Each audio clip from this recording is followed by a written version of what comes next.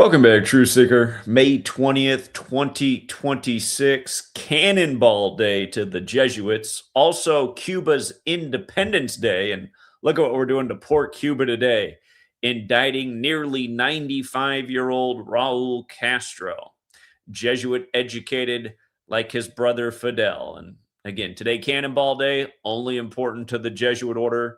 It's the day that the Jesuits remember Ignatius of Loyola being shot with a cannonball, which turned him from a soldier to a monk, which led him to founding the Jesuits. And of course, Jesuit educated Donald Trump is supposedly the man behind this indictment on this obviously very symbolic date. We'll get to what it has to do with Alien Gonzalez and that whole history as well, because remember, Fidel died on the anniversary of little Alien. Did I call him Alien? Alien Gonzalez. Fidel died on the anniversary of Alien Gonzalez showing up on the shores of America.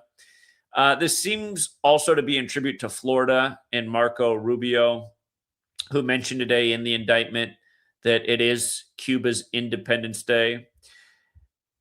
Just more obvious ritualism.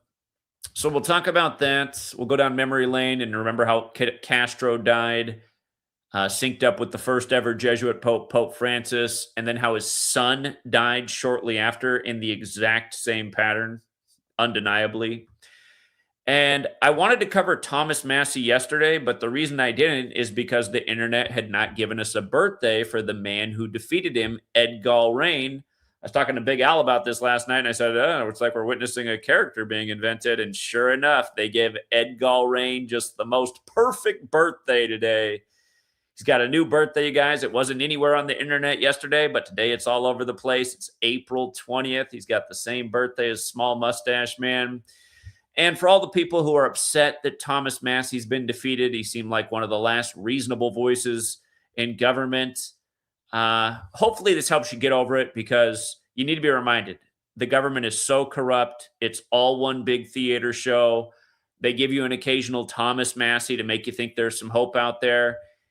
He was part of the theater, and he has exited the stage by the numbers like all these people do. And remember, it wasn't that long ago that his wife exited the numbers by the stage. And you might recall when his wife died, I said it was another sign they were going to install Trump in the rigged 60th selection, just like how Trump's ex-wife died, perfectly synced with the 60th election. Literally 60 weeks into the first ever Jesuit Ignatian year did she die, on the same day that Trump said he would run. So we'll go over these things, and then we'll take your calls about the topics brought up or anything else buzzing you would like me to cover. So yeah, we'll start right here with the big news. U.S. indicts former Cuban President Raul Castro, who's approaching 100 years old, nearly a decade after leaving office, on Cuba's Independence Day. I wonder if we'll turn out the lights on Cuba again today. But notice, today is a span of 177 days from the leader of the Jesuits' birthday. Can you learn this gematria thing? The Jesuit order equates to 177 when you run the alphabetic order forwards. Again, both Fidel and Raul, Jesuit educated. Today's very important to the Jesuit history. It's the anniversary of their leader beginning the path to becoming the leader. Cannonball Day. And in recent years, you've seen the rituals of Billy Cannon die on Cannonball Day. That was the same day that Joe Burrow transferred from Ohio State to LSU and then went on to do the same things that Billy Cannon did, including winning the Heisman and defeating Clemson in the championship in New Orleans. Of course, I was down in New Orleans after that, educating in the flesh about this sick ritualism, rigged championships, ritual sacrifice. If you missed the death of Billy Cannon and all that work, I'd encourage you to go back and even watch the fourth quarter of the championship game when LSU firmly had the game in hand, and they brought up how seemingly the death of Billy Cannon had a lot to do with the outcome of the game. It was unbelievable. He died on the 20th. The ball was at the 20-yard line. The down might have been 4th and 20 or something like that. I forget. There was a lot to it when they brought it up in the game. It was just pure mockery. But anyway, Cannonball Day today. Today is 505 years, 505, since Ignatius Loyola was shot. And yes, again, Fidel and Raul, both Jesuit educated. As for one of the biggest stories in somewhat recent history, the Elian Gonzalez story. Notice he's going to turn 33 this year, old Elian Gonzalez. Today just happens to be 201 days from his 33rd birthday. I bring it up because Fidel died on the anniversary of him arriving on the shores of America. That was November 25th, 1999. Fidel died 17 years to the day later. And Raul, who's being indicted, is 94 years old. Roman Catholic Church equals 94. That's who the Jesuits serve. He'll be turning 95 here in a number of days. The Jesuits were credited to counter the 95 Theses. Today is the 124th anniversary of Cuba's independence. You know what state's right next to Cuba, right? Florida. So Marco Rubio talking about this today, who's a politician in Florida. I don't think that's an accident. Not at all. Isn't that where little Elian showed up? So yeah, the 124th anniversary of Cuba's independence. So think about it from their perspective. They're having their little Independence Day today. And they're going, what in the world? The U.S. has to pick on us on our Independence Day? And that's just what it is. And I'm pretty sure all the power outages there have to do with our government and interfering and possibly even building the narrative in the Cubans' minds that they need to be taken over by the United States. Look, your country can't keep you safe. They can't even keep the lights on. Come join America because we're always looking for more people to tax. We want to grow our tax base. Come get incorporated. You won't believe all the taxes you'll be paying for our next military effort. And we'd love to. And think about it. I mean, we already have military bases in Cuba, right? It's like, what is already going on here? Do we already run Cuba? If we can just run them a little bit more, we can collect a little more tax revenue. Let's see. Yeah, so just May 20th, a lot of stuff happened in history in Cuba. And now this, add to the list. For the record, today's 72 days before the death anniversary of Ignatius of Loyola, since today's the day to remember him getting shot. Of course, Jesuit Order 72. If you turn on the news, they're talking about, man, U.S., they took down Maduro this year. They took down Khomeini this year. Here, let's just go through it. Khomeini got taken down February 28th, right? Just so you can see this. February 28th. So this was the last takedown, 81 days ago, right? 81. Does Cuba have the 81 connection? Yeah, it does. So we're in Cuba 81 days later. Of course, Rituals 81. President Trump. I know it looks like it's Trump, but it is really pronounced President Trump. That has the 81 connection. And then it should be pretty easy to do the math. Today's the 140th day of the year. We took down Maduro on the anniversary of taking down Noriega. That was on January 3rd. So today's 137 days later. Washington, D.C., 137. For somebody who can't do 140 minus 3, I better put it up here. It's 137 days later, right? Washington, D.C., government, White House, authority, big time number. 137 is the 33rd prime. They got this thing synced up with the 33rd birthday of Elian Gonzalez. Oh, and today's also 33 days after the anniversary of the Bay of Pigs. And don't forget, Cuba, the CIA drafted up that document to have a false flag happen in the U.S. and blame it on Cuba. A lot like what happened on 9/11. Of course, 9/11 had a big 33 in it. The towers, construction began in 68. They came down in 2001, 33 years later. 68, the same year, 911 was made the National Emergency Dialing Code. And a number of other things related to 9/11, from George W. Bush, graduating from Skull and Bones, to Boeing. All the planes on 9/11 were, supposed planes, were said to be Boeing. Again, Boeing debuted their jumbo jetliners in 68. Their alumni also went to Yale, like the Bushes. The New York Jets won their only rigged Super Bowl. This goes with the Patriot Act happening after 9/11 and the Patriots becoming that team. 2001: A Space Odyssey came out in 68. Technology overtaking man. Pretty sure some serious technology was used that day in all kinds of ways to demolish those buildings into dust, to create whatever they create on TV to make it look like a plane flew into the building when it didn't perform like a plane. It melted into the building. Normally a plane would hit a building and it would crumble on the outside and debris would fall to the ground. But remember, no debris was ever found of any plane. They only found terrorist passports. So there must have been a plane there because they found the paper passports, but no black boxes, nothing else, no bodies, nothing. No luggage, nothing. Oh, somebody's going, well, what about like when 15 years later, like when they found the landing gear on that tower really far away? Yeah. If you believe that story, no wonder you must also fell for the passport story. So anyway, just, all the same numbers all over the place. And remember, modern Freemasonry, which venerates 33, it's a Jesuit creation. You find these same numbers over and over and over again. New Surgeon General's advisory raises alarm about screen time risks for kids and teens. No shit, huh? So let's transfer over to Thomas Massie getting taken down yesterday and just see how perfect this puppet show is. And again, I'm sure a lot of you guys who like to decode, you noticed yesterday that this man who beat him, Ed Gallrein, had no birthday anywhere online. What Wikipedia said yesterday is he was born in 1957 or 58. And I told Big Al, I said, I bet you they end up saying he's born in 58 because we all know where 58 fits in with the chump. He announced from the 58 story Trump Tower for the 58th election. He's done 1,058 rituals from the sacrifice of vanity to Prince of Purple Rain. Remember, vanity died the day of the 58th Grammys, and Purple Rain equals 58, like Freemasonry, like Rosicrucian, like Secret Society, and everything else.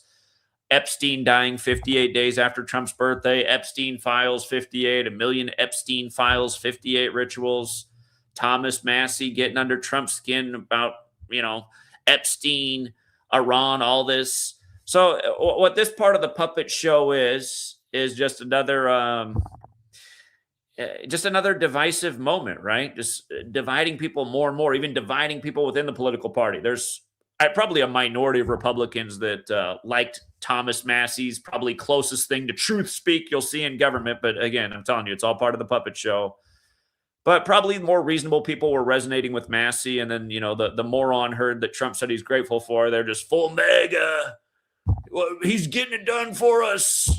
Remember everything Trump promised you? He's going to come in and take care of food prices, and gas was going to go down and all this. And then his first action is tariffs, which are taxes, which are things you pay for. Starting a war. Years ago, he said Biden was so incompetent he was going to lead us into World War III and war with Iran. Oh, no, Trump came in and did that instead. And this is all just part of the show. And it's sad to think that people will go back and vote for one of these two political parties in the upcoming election. But anyway, let's just get to how perfect this ritual is with Ed Gallrein, who has a new birthday.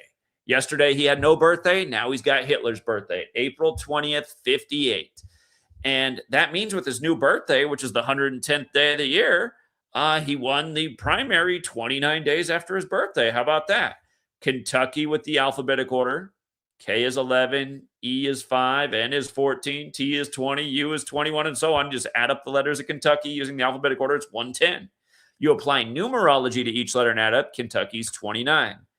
K, the 11th letter in numerology, is 1 plus 1 is 2. E's already a single-digit number because it's 5, so E's still 5. N, the 14th letter, becomes 1 plus 4 is 5. T, the 20th letter, becomes 2 plus 0 is 2. U, the 21st letter, becomes 2 plus 1 is 3, and so on. Kentucky, 110-29. So how perfect. Is this even really Ed Gallrein's birthday? Only God could do this. Really? This is what I mean when it's really not that hard for them to do this. They have it planned. They have their perfect planned puppet. Say, oh, yeah, the primary this year falls on this day. So if we gave this guy this birthday, it would line up ever so perfectly. Again, this guy didn't have this birthday yesterday. Is Ed Gallrein, was he really born on April 20th, 1958? I'd actually bet that he wasn't. I'd bet that this is his new character name. His new character, a member of Congress. Ed Gallrein. Representative Ed Gallrein, born April 20th, 1958, invented yesterday. And now to show you just how perfect it is, Thomas Harold Massie, born January 13th. From his birthday to getting defeated yesterday by Edward Gibson Gallrein III. It was his 127th day of his age. Look at the gematria of Edward Gibson Gallrein III in the 4-base ciphers. In the most simple cipher, 226. Why does that matter? Well, he won on the day leaving 226 days left in the year. So, okay, in the most simple cipher, 226. And then he defeated Thomas Massey on the 127th day of his age, and his full name equals 127. And I know I was just teaching you about 127. Well, I mean, we've been teaching about forever. I wrote a book about it over a decade ago, but we just talked about this 127 ritual in a major way with what they just did with Chud the Builder, another psyop on the world stage. Remember, Chud the Builder went around Tennessee calling people the N-word to stir up the race war. And then he got arrested on the 33rd birthday of Morgan Wallen, who got canceled from the radio for using the N-word in Tennessee. And Morgan Wallen got canceled on the 33rd day of the year. Remember, Scottish Rite of Freemasonry equals 127, which is the 33rd prime.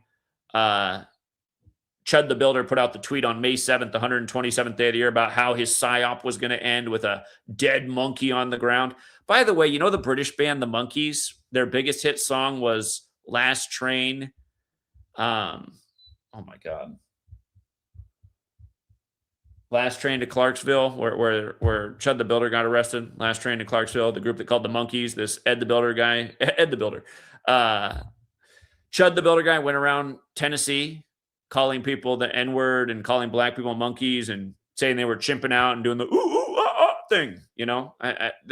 The levels of the ritualism and the jokes are just unreal. But anyway, you can see Edward Gibson Gallrein III, 127 and 143, just like Scottish Rite of Freemasonry. And this ritual happened on the day, leaving 226 days left in the year, which is also the 139th day of the year. See, I got a typo there with the letter. It's the right letter, so Freemasonry is still going to equal 139 and 158. I got the S and the A backwards, but it's not going to make a difference in the value. Freemasonry, 139.58, right? Trump, who announced from the 58-story Trump Tower for the 58th election. When Trump won the 60th election, he got 58% of the Electoral College. And not to mention, it was the anniversary of the Jesuits trying to kill the Freemason King James, who eventually died at 58. So, yeah, Freemasonry, 139.58. The surname Gallrein, 42 and 48, like Freemason. In the 4-base ciphers, Gallrein, 78. Trump took office at age 78. So to Biden, Jesuit equals 78, as does Scottish Rite. The Jesuit priest wrote the rites of the Scottish Rite. Gallrein's also 138 and 48, like Donald Trump. This was Donald Trump's guy to take out Massey, who was getting under Trump's skin. He was dividing the party. He kept questioning Trump's motives and his hypocrisy. So get him out of here. We got Ed Gallrein III. And I think also just part of these types of psychological operations is to just make more and more people just mentally give up. For all the people who thought Thomas Massey was the last hope for the U.S. government, the people that still somewhat believe in the system and think there's some level of legitimacy here and elections are still real, you know, this is just like maybe one last gut punch. For all you who watch UFC, you know, some people can really take a beating in the UFC. You're like, God, that's a skill to take that bad of a beating. I mean, it looked like the fight was over in the first round and it went to decision. I mean, that guy's got like 8 open wounds on his face. I don't even know how he's seeing right now. Just blood's pouring down. This kind of stuff happens in the UFC. That's how all these people are that believe in the political system and just keep getting, you know, their hopes destroyed with each passing cycle. And that's why it's sad that people keep giving their energy to this corrupt system and they can't see through it. I don't know how people can't see through it. I can't relate.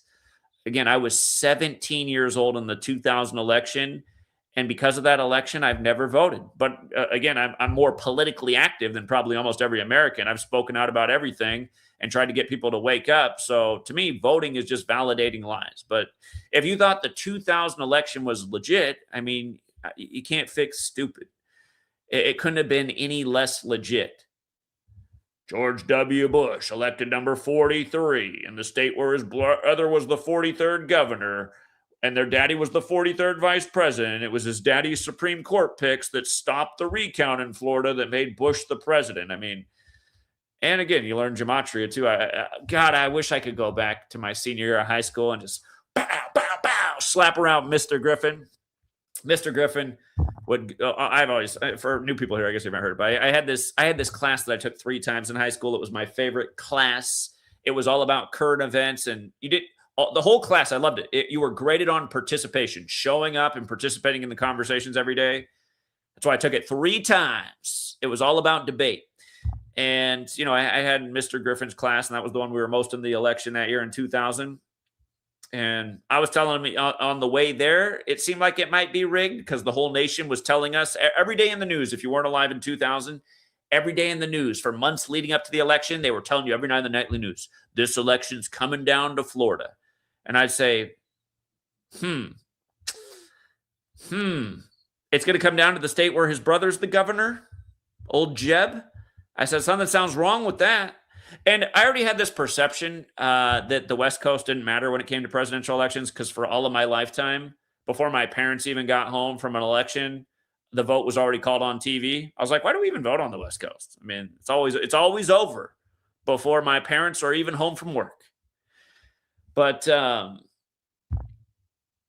yeah, you know, Mr. Griffin would say, no, Hubbard, our elections aren't rigged in America, Hubbard. You're an idiot, Hubbard. And then after Bush won, and the way he won, don't forget, I mean, if you weren't alive in 2000, at first they called the election for Al Gore. Al Gore was the winner of the 2000 election, who was the vice president to Bill Clinton, the last president. And then the brand new news network, Fox News, which had just been established by the Republicans, they said, oh, no. Actually, Gore isn't the winner yet. It's too close in Florida. And then next thing you knew, George W. Bush was the president. And I just thought, how stupid. This country's stupid, man. These people are stupid. Are you kidding me? Are you kidding me? But I wish I could go back in time and be like, hey, Mr. Griffin, who's stupid now? And the funny thing is, Mr. Griffin, like most people in this country, be like, that doesn't mean anything, Hubbard. That doesn't mean anything that Florida equals 43. And then, you know, Mr. Griffin, he would have been standing there. Again, you know, for the story of Cousin Mar, who turned $85 into $85,000 and got himself off the streets, it had to do with that Super Bowl 55 and a number of other things that we predicted. Again, I gave it out for free, guys, in the springtime with the George. It was when the George Floyd thing was going on. I said, Brady, the GOAT, is going to beat baby GOAT Mahomes in Super Bowl 55 in his first year down in Tampa Bay. Remember, GOAT 43. Brady goes down to Florida at 43. I remember the whole Brady Patriot Act thing started with George W. Bush, the 43rd president, but GOAT 43. And I gave it to you guys for free on my sports channel, too. I showed you how greatest of all time equals 188. 188. Here, let's go back in time. Super Bowl 55. It was on February 7th. Check this out. 38th day of the year, right? In Florida. Florida, you saw the 38 was up there, too. But Brady's birthday is August 3rd. If you don't know it, just look it up. It's pretty easy. It's pretty easy. Football equals 83. So Brady's last birthday was August 3rd, 2020. February 7th, 2021. Brady becomes the GOAT at 43, 188 days after his birthday, when greatest of all time is 188. Again, we gave that one out for free, helping people pad their pockets. Nothing but scripts, just like last night. The Knicks down 22. And before the game, we thought there was a good chance the Knicks would win by 11 last night to represent New York, the 11th state, with number Brunson 11. But Knicks 22, basketball 22, down 22 with 7 minutes left, and they win by 11. They win by 33 over Cleveland. Cleveland 33, New York 33, Brunson the 33rd pick. They outscored them 44-11, and the game went into overtime. Notice also both games for the conference finals went to overtime in game 1, 101-101, finals 101. Nothing but scripts. Learn the code. It's all rigged numbers. Oh, by the way, here, take a look at last night's score. I mean, yesterday I was showing you what they did with the Spurs Thunder game 1. Look how perfect it is, you guys. 115-104, right? They win by 11, the 11th state. That's 219 points, right? Check this out. Knicks, all-time playoff record. Stuff happens all the time, you guys. 219 points in the scripted game for the Knicks' 219th postseason win. Remember that moron Johnny Cerrucci the other day going, Zach thinks they script basketball games. You see how they're on an 8-game winning streak in the playoffs. By the way, yesterday was the 19th, which is the 8th prime. Next game's on 9-date numerology, just saying. But you see how they're on 214 losses? We saw this 3 games before it happened. We said, expect the Knicks to be 214 and 214 in the playoffs on April 30th. which is what happened. That was the Church of Satan's birthday, which is now headquartered in New York. The Knicks became 214 and 214 on the Church of Satan's 214th birthday. And they were up 61 at one point in the game. They were also up 60, but New York Knicks is 61. And they were up 60 on the Church of Satan's 60th birthday with number 60, the ref working the game. And who's the other guy who's orange and blue? Trump, for the majority of his life, he was orange and voted for the blue party, the Democrats. He only recently became a Republican. But, Trump, he's orange and blue like the Knicks. And he's going to turn 80 during this 80th NBA season in the Knicks' 80th season. Trump will turn 80 during the NBA Finals. Satan is 80, right? Satan is 80. Don't forget Grover Cleveland, the only split-term president, 80.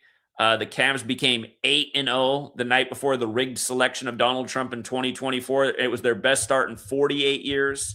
Cleveland, 48. Donald Trump, 48. Trump had his convention in Cleveland in 2016. The only other split-term president, Grover Cleveland, which happened 132 years.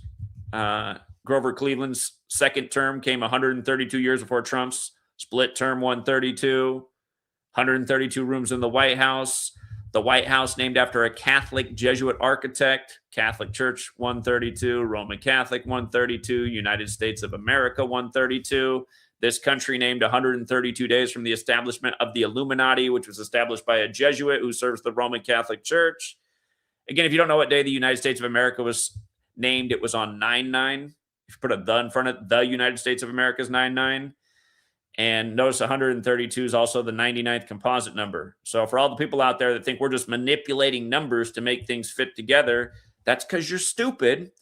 Again, you can't make this stuff up. I mean, it also equals 144 like Jesuit order, which makes a lot of sense since the Illuminati is founded by a Jesuit.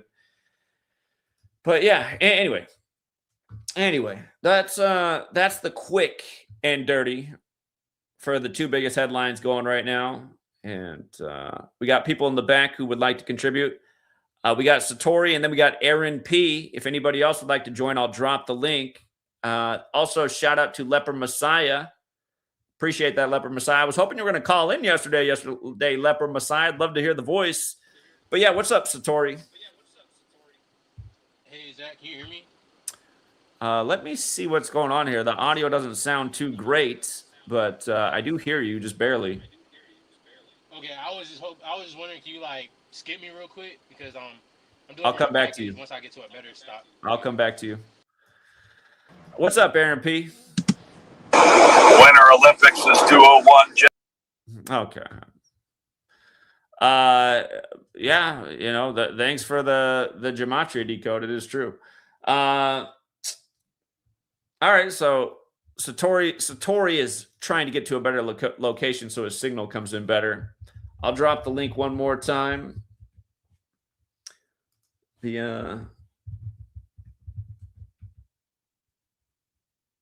trolling methods these days are just really lame. Just sitting in the back under people's names and then not saying anything, or playing back a recording of Winter Olympics equals 201. What's your point? Yeah, it does. See all the rituals they do with the Olympics. Look at all these dead Olympians. Doesn't anyone find it strange how many of these Olympians die at very young ages after they're no longer doing the sport, just like these athletes? It's almost like these people were born and bred to participate in their sport, their Olympic competition, and then they're not needed by the cabal anymore. Good way to cut their pension short. Little savings for the billionaire class that employs these people. Not to mention, if they have a life insurance policy on them, they get something back.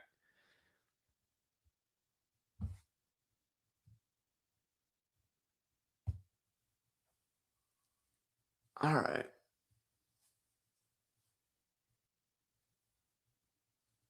Knicks have won 9 out of 11 playoff games, 115 days before 9/11. That's a good point. That's a good point there, Mark. Another guy who should call in who never does. Hey, Mark Lewin, why don't you call in today? Let's hear that Mark Lewin voice. The link is dropped. We got Jason in the back. What's up, Jason? Hey, what's up, man? Hey, a month ago or so, a couple months ago, when Trump did the State of the Union speech, during his speech, he was talking about the 28 hostages that I guess got captured in Israel with the Hamas or something. And we brought that up because it was the 444th anniversary of the Gregorian calendar being implemented, like the 444-day Iranian hostage crisis, and then 4 days later the war starts. Yeah, and he went on for like 5 minutes nonstop 28. And I told my buddy, I was like, watch, he's going to attack Iran on the 28th. And he did. So the next story that he talked about Fort Bragg, the military base, that they changed it from Fort Bragg to something else. And then he said that he changed it back to Fort Bragg like it was named in World War I and World War II. And that was during the State of the Union speech. So for him bringing that up, man, I think he's telling us that we're going to World War III. But I don't know if you maybe can look at the days when they changed the name and see if you see anything from when they changed it back. Because it was in 23, I think they changed it. And then they changed it back, I think, in 25. And of course, Trump's a braggart, and he defeated Alvin Bragg. Well, sort of. I guess he did get charged with the 34 felony counts by the numbers. Again, that whole thing happened during Passover, which is 34, and he compared himself to Jesus, which is 34, and he compared himself to Jesus getting crucified, and crosses 34. But yeah, I go back and look at that. Donald Trump, the braggart, renaming it Fort Bragg. Yeah, like it was. So there's a reason they brought that up, you know, especially, I mean, if you go back and look, the 28 hit, like you talked about the 28. So I just think there's something there, but that's pretty much all I have. And let's not forget how Israel and Zion equal 28, right? In light of the 28. Yeah. All right, man. Thank you. All right. I'm trying to figure out. It says it happened February of 2025. So shortly after. Okay. One thing says February 2025, and another thing says March 7th, 2025. The directive happened February 10th, 2025, and then it officially happened March 7th. Now, in light of what you're saying about the World War, February 10th can be written 10/2 like 102, World War 102, Art of War 102. And that was Pete Hegseth, who was picked to be the Secretary of Defense on the Superior General's birthday, a reminder of the Jesuits running the show, and he's got those Templar Crusader tattoos on his body. So, okay.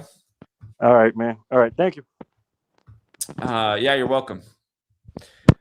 That would have been 46 days after the administration took office, or the 47th day of the administration. Like Trump equals 47, like he's the braggart. So I think that's probably the more important part there. The 47th day it was officially done. How about that? Just like all these 47 rituals. He wants Greenland 47 years after it became Greenland, 47 years after we gave away the Panama Canal. We get it back through BlackRock. The Iranian Revolution, 47 years, not to mention it began on the Vatican's birthday, the Iranian Revolution, February 11th, 79. And then while Trump's 79, we start a war 47 years later. Oh my God, is this the real Mark Lewin? You can come up with that, whatever the fuck you want to come up with. That's not the real Mark. Oh, I doubt that's the real Mark Lewin. I highly doubt that's the real Mark Lewin. Hold on. Let me just try just in case it is. It's okay. This isn't the real Mark Lewin, is it? It couldn't be. What, do you stop your recording button? That's not the real Mark Lewin. Hello?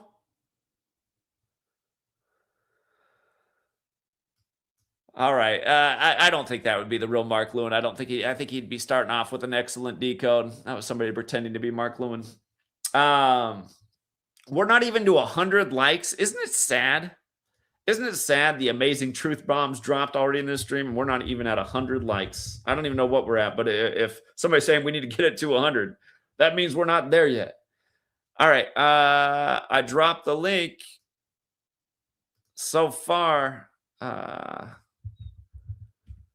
not too many people want to contribute. Iran accuses U.S. of overt and covert moves to launch a new war. That is from Al Jazeera. Remember, Trump said the other day, in 2 or 3 days, he'll restart the war if there's not a deal. So we'll see. Trump has said a lot of things that have never come to pass.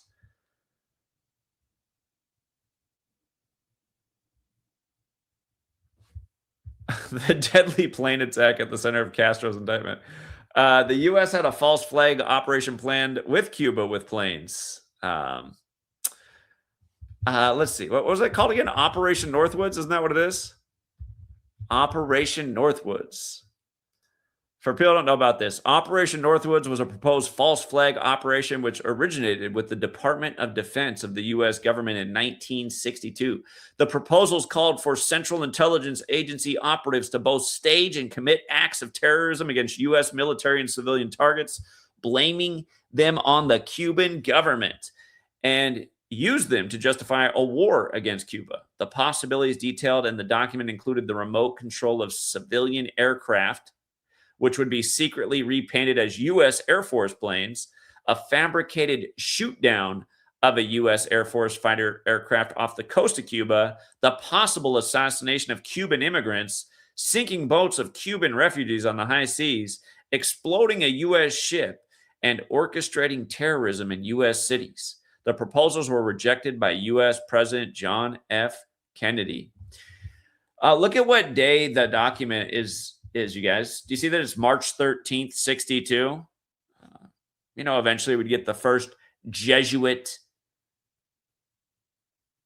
Pope on that day, March 13th. It's the 72nd day of the year. We talked about how today is Cannonball Day, which is associated with Ignatius of Loyola, who died in history 72 days from this day. So go figure that Operation Northwoods, March 13th date. And the abbreviated date numerology that day would be 3 plus 13 plus 62, which is 78, like Jesuit is 78, like Order Out of Chaos is 78. The full date numerology path would be 97, like Roman Catholicism's 97. Again, the Jesuits served the Roman Catholic Church.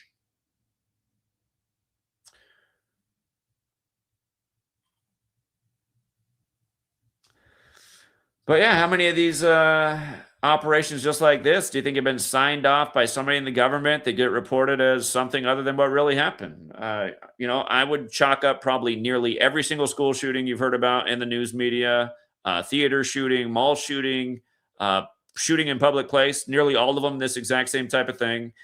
9/11 for sure. And really a million other things. Pretty much every sign up in the news. I think a lot of these get signed off on. And the reason they occasionally give us one is they're like, see, well, when it happens, it gets called out and it becomes part of the public record. All right. What's up, Satori? Hey, Zach, can you hear me? Yeah, what's up? Nothing much. I just don't get it with people. I just kind of, I don't know, just wanted to rant. But, people like use that, people like us, people that have a thirst for the truth, the absolute truth, just done with all the bullshit and lies, Yeah, absolutely. Are you still there?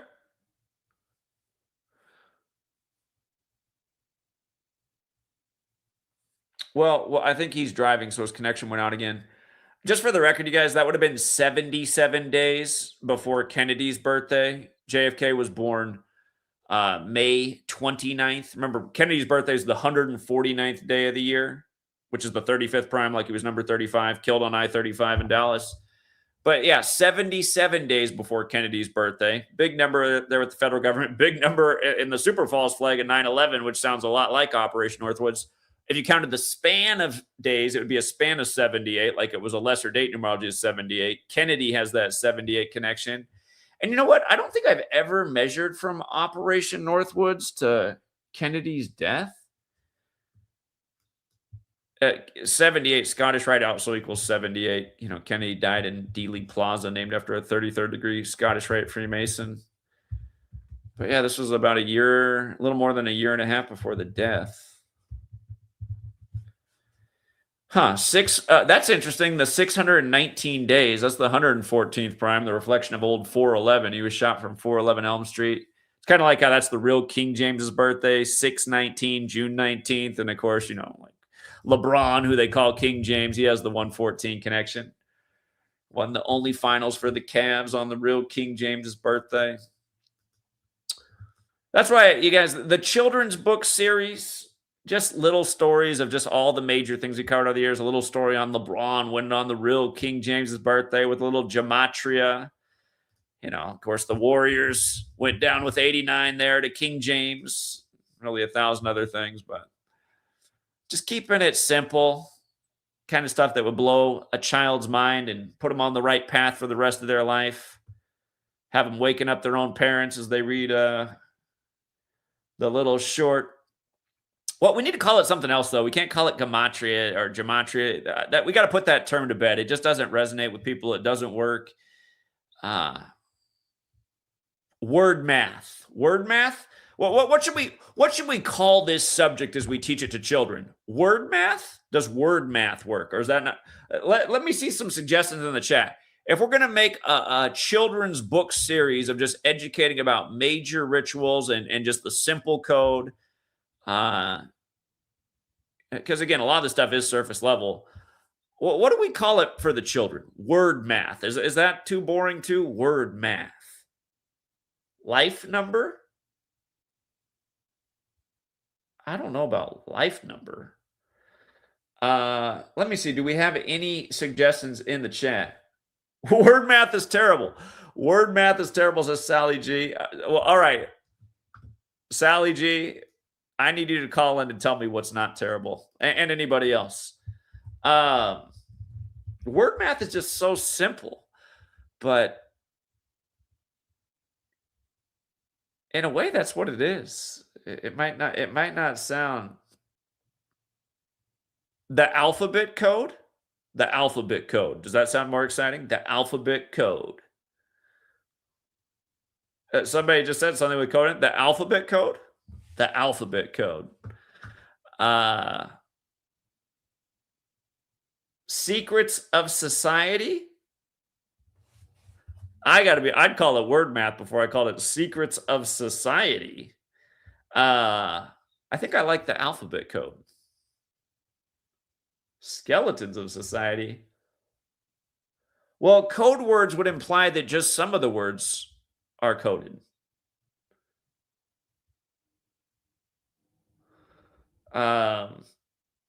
Key code? I think it has to be more specific to language.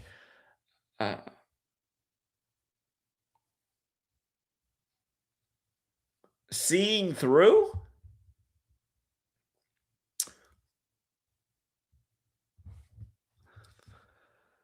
Let me see if anybody's tried to do anything. If I just search the alphabet code, what comes up? If I search the alphabet code, this is what comes up. The most widely used alphabet code is the NATO phonetic alphabet. It assigns specific, unambiguous words to letters to prevent miscommunication. Oh, yeah. Okay. That makes sense. That makes sense. Yeah. We're all familiar with that one.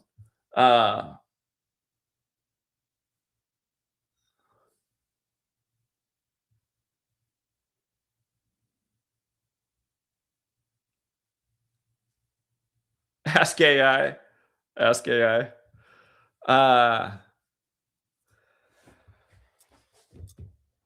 Okay.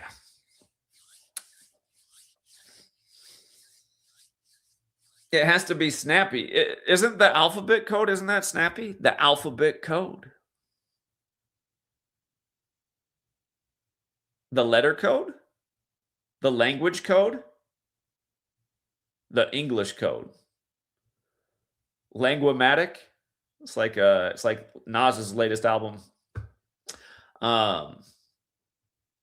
Alphabet numbers for the soul. Okay. Okay.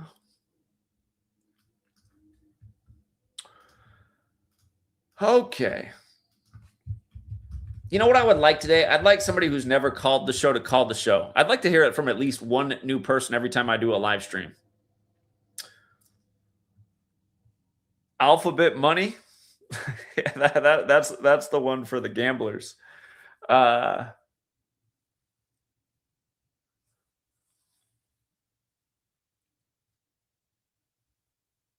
Why key code?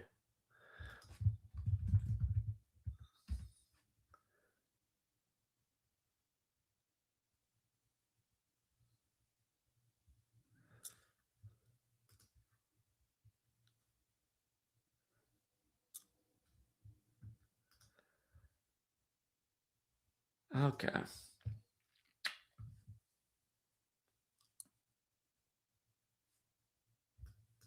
Because letters and numbers are the key, but key code doesn't identify letters and numbers. Here, let's literally ask the AI what it says.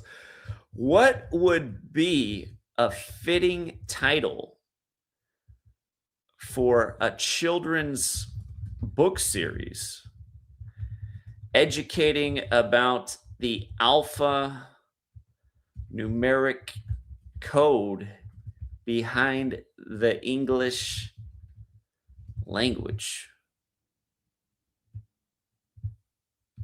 Let's see what it says. Is that a good enough question for the AI here? Let's see what it says.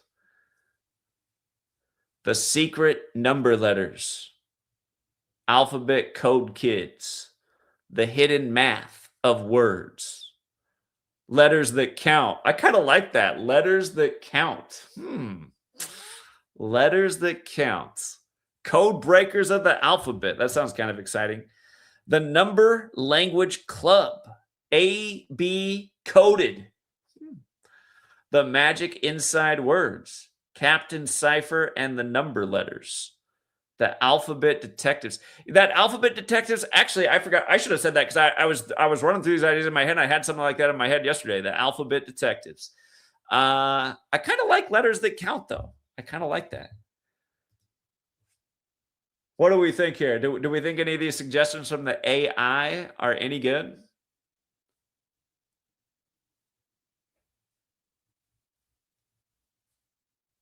The hidden math of words. Yeah, that's not bad. It's not bad.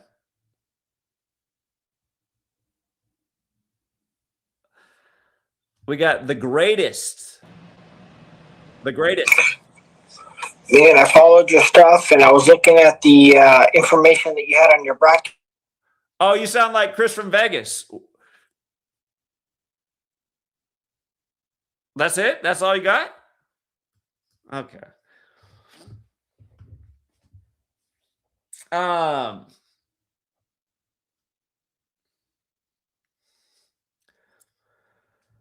Okay. Letters that count. Let me see. It looks like a lot of people like letters that count. Okay. Letters that count.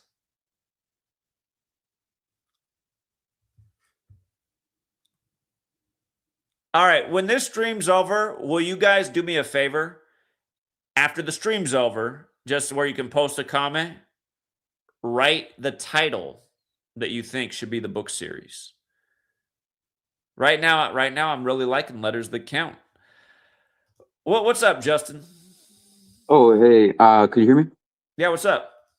Oh, just to add on, I think the best, if I were to write a book, right, for children, I think the best way to do it would be to, I guess, not make it entirely about gematria. Obviously, it's like you're the gematria guy. That's what your strength is. Like implement that element. But I think the best way to like get to the minds of children would be through, I guess, just informing them about the power structures that exist in some kind of a way that they could understand and grasp. Obviously, add the gematria element in there. That's easy to understand, like for children. But even the title, like I don't even think the title should necessarily be connected to gematria. If you want to, it's your book, obviously. But my point is just, I guess, center it more about the control structure, if that makes sense. But that was it. That was all I had to add. I don't know. So, what would you say to the kids about the control structure? Obviously, it's like we have the history, right? We have the story, we have the Catholic Church. So make it, I guess, digestible for kids in that way. Like show them, hey, the Catholic Church was invented at this time. Can you imagine any Catholic parents introducing their children to this book series? No, but that's what I'm saying. You don't have to make it exactly like about the Catholic Church, right? It's a children's book, so you can make different names for whatever you want, pretty much. So, but that's just an idea. Obviously, I see you're using AI, and it's you know, it's like anything. It's like a tool. You can use it for good and bad things. But I think the best way to get to children would probably be along the lines of something like that, like some kind of a story, you know, that children could understand. Like talk about, you know, like for example, make all the characters dragons or something, or you know, like that Recurring one show. characters that are the detectives, right? I mean, you need some kind of recurring characters because kids like that, they're like, oh, this is another story where they're going to figure this out. Uh, Yeah. I kind of want the recurring theme to be children stumping their parents. Like, No. wow, Yeah. the parents are blown away by the things these kids figure out. So, Yeah. No, yeah. See, I feel like that's a better way to go other than just straight up gematria, you know, because especially with children, I mean, obviously you're going to have different yeah, children. straight up gematria. I'm talking about introducing them to big things that happen in the world stage and how there were the hidden numbers behind the ritualism. No, yeah. Yeah. That's what I'm saying. Like, I think that's a better route to go compared to just, you know, because you said like A is one, B is two, you know what I mean? Like on one page and stuff. Like that's where I feel like that's probably not the best way to go. But that's all I had to add. Okay. Appreciate it. No problem. All right, from reading the chat, it seems like the three most common names that you guys like are letters that count, and maybe that's because I suggested that first, the power of suggestion. Alphabet code kids, it looks like some of you like, and the alphabet detectives. So let's do this. If you like alphabet code kids, drop a 1. If you like letters that count, drop a 2. If you like the alphabet detectives, drop a 3. I feel like that's the top 3 right now based on what I'm seeing in the chat. If it had to be one of those 3 right now, which one of those do you like the most?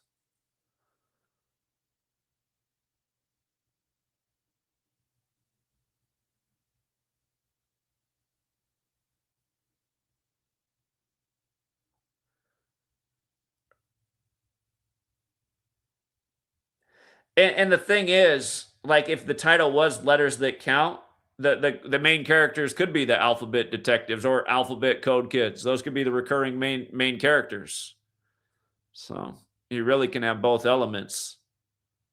Letters that count, like that, because that's the recurring book title. But then, you know, each book has a different thing.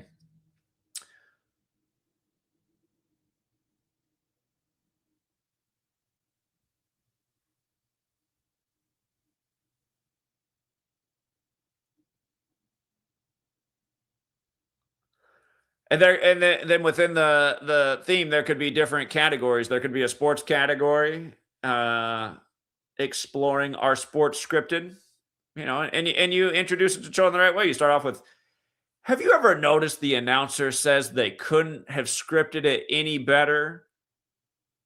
Have you ever heard that phrase? Because I mean, they say it all the time. Once, and sometimes you just have to have something pointed out to you one time to start noticing it all the time. But then you go through. I mean, there's an endless pile of examples of sports scripting with these stars. But you could go through some of LeBron's career, and I mean, you know, a great starting point is how the first time LeBron ever won the finals, they had to shorten the season to 66 games. LeBron equals 66. LeBron James 66. The thing that's tough though, keeping it simple, is I almost just want to. I guess it could be age level oriented too. I almost just want to have a certain book series where you don't even go beyond the most simple cipher, just the A, B, C, 1, 2, 3 cipher. Another book that I think would be very appropriate is Why Did They Change Jesus' Name? That one actually might make a lot of people pick it up. Again, that's an easy one to explain. Why did they change Jesus' name? So yeah, there could be a sports series. There could be a more worldly events. You know, but, yeah, there's just a lot that can be done with it.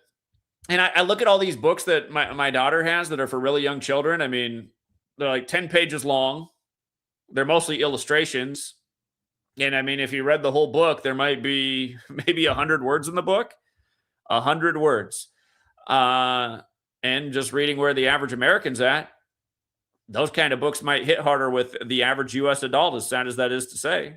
You know, the big fat books I'm writing, turns out the average U.S. adult isn't even capable of reading it. Here we got Satori in the back. Well, what's up, Satori? Hey, my bad, Zach. My phone overheated. I didn't really have much to add to the topic. It was just more just me, just random, really, because I will say it hit me last night, Zach. A few years ago I had a psychedelic trip, and it kind of just opened my eyes to certain things. One of the things was death, and I don't fear death. The fear itself was more from not achieving the things that I needed to achieve in this lifetime, But just a revelation, just people like us, people like you, especially that tell the truth and stand on what you really know and believe. We can die in peace knowing that we didn't go for the bullshit. We didn't just go along with everything that we was told. We didn't put on our slave muzzles, take a jab. We didn't just just went for everything. And it's kind of sad that there's going to be a lot of people, friends, family, that are going to die not knowing the absolute truth, and they just went along. But I mean, the saying is ignorance is bliss, but I mean, maybe it is. I mean, when you don't know stuff that's going on, I mean, it's easy for you just to walk around oblivious to it. But and another thing for the religious people, I'm not here to tell you what you believe is wrong. I just want to say that if Jesus was to come back, would people even listen? Well, I mean, if he came and started saying anything similar to what you're saying, would people even care that? Well, so, I'll piss Christians off, but I think if Jesus came back and was giving a message to people, it probably wouldn't be. He probably would. I don't know if he'd be teaching about this latter number. Maybe he would, because this is how they operate. But I feel like a lot of things I say, because again, you guys, even though I don't identify as Christian, I did come up Christian, and like I said, I took the good things from Jesus, and I feel like I model it pretty well. I feel like he probably wouldn't be saying things a whole lot different from the things I've been saying. So, but I mean, and the other point is, people, again, Jesus only had a small group of people anyway. It's not like that many people were listening to him even back then. Yeah, exactly. So I think that's why they put that in there anyway, as a joke, to be honest, to mock anybody who tries to rise above, to gather the people. If the so-called son of God wasn't able to do it, I mean, maybe that sounds hopeless, but I mean, and another thing, just as far as where we go when we die, who's to say that all this isn't a big test, that we were placed here? And I don't think this is actually the answer, but we were placed here under this tyrannical system, and and only the ones who stood against it, only the ones that tried to teach their fellow man actually went against, didn't idol worship, do any of those things, are the ones that are promised the afterlife. And the rest, I mean, y'all loved it here so much. You listen to the people here so much. You listen to everything they had to say. So when it's time to stay, you're going to stay. I mean, that's how I'm starting to see it, I actually it is what it is, what this world is at. I can only do what I can do. I can try to teach my fellow man the word. I mean, the word, but, the knowledge, but, to each his own. Just, I know when I die, I wasn't no sheep. You feel me? So, yeah, that's how I feel. Yeah, that is everything is good and bad. I mean, the hard thing about being a truth seeker is it isolates you from friends and family and a lot of humanity. The good thing is, if you're strong enough, you can sleep better at night and feel better about not being a part of the problem. Go ahead. Yeah, and this is another thing. This is I know you probably don't watch cartoons, but this is the anime. It's probably one of the popular ones, and it's called Naruto. And basically, towards the end of the story, the main villain's goal was to basically put the whole world under, it's called a jitsu, but under a spell, to where everybody is living their own fantasy world, sleep, but in reality, you're in a prison and your energy is being harvested, and that's kind of how I kind of see the world. Yeah. Again, they did put out the children's cartoon Monsters, Inc. right after 9/11, and the whole lineup of monsters, they're all walking across the stage or the screen with the big hands on the clock in the background on 9 and 11. I mean, That movie's about harvesting negative energy. And then in the end, the monsters learn that they can live without harvesting negative energy. I mean, they always got to give you the feel-good ending. But yeah. But all right, Zach, that's it. I'll go. All right. Appreciate it. Have a nice night. Yeah, if you guys got here late, you can feel free to rewind the stream. I covered the main topics at the beginning, and I'm getting back into this idea of, I really like the idea of the children's book series. And I did see Takashi say that children's book series isn't going to do for people what it needs to. I disagree, Takashi. The average adult is reading at a child's level. So I feel like a nice short book they can get through and have their mind blown. And maybe they end up buying 20 of these books and they go through all 20 of them in, you know, a half hour's time or an hour's time. They're like, what in the world? I never had such a profound read. And they enjoy the pictures along the way. You know, as someone who can't draw very well, I mean, I can teach a 4-year-old how to draw a bird with chalk, but you wouldn't want me for your art teacher. I got to admit, the one nice thing about AI, because I've asked for you guys for years to help me out with illustrations for my books, and no, not many people have helped out. The AI can probably draw me some pretty decent pictures. The guy who was going to help me a few years ago, they moved away. I lost contact with that guy. It was my bad for not getting things done. That could have been a nice relationship, but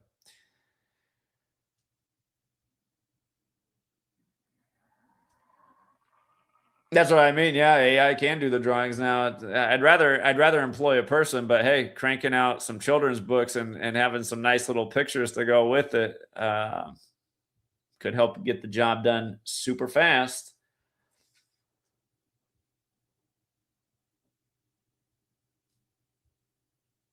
Okay, so yeah, by the way, another thing we were asking the community is what is the right title for this series of children's books? And it seems like a lot of people, we did go to the AI to get some help. Letters That Count. I really like that. A lot of the chat agreed that that title for a series of books educating children about letters and numbers, it gets it done. Nice 3 words that make a lot of sense. Letters That Count.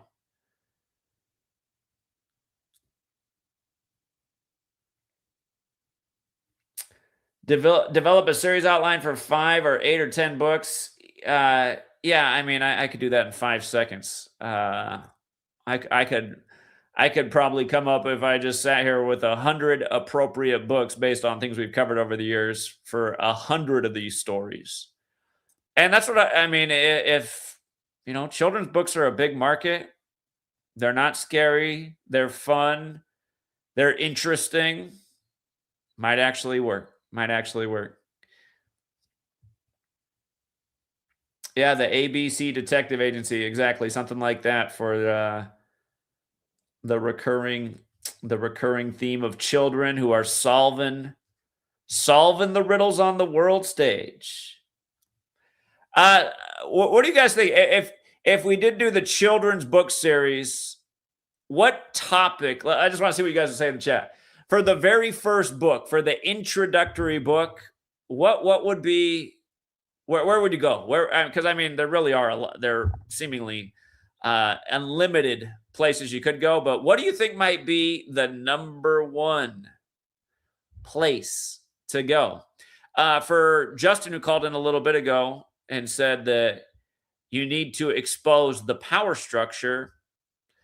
If book number 1 was about who renamed Jesus, you could maybe, in not such a controversial way, but an interesting way, kind of expose how it is all the Catholic Church behind all of this, responsible for the language and the calendar.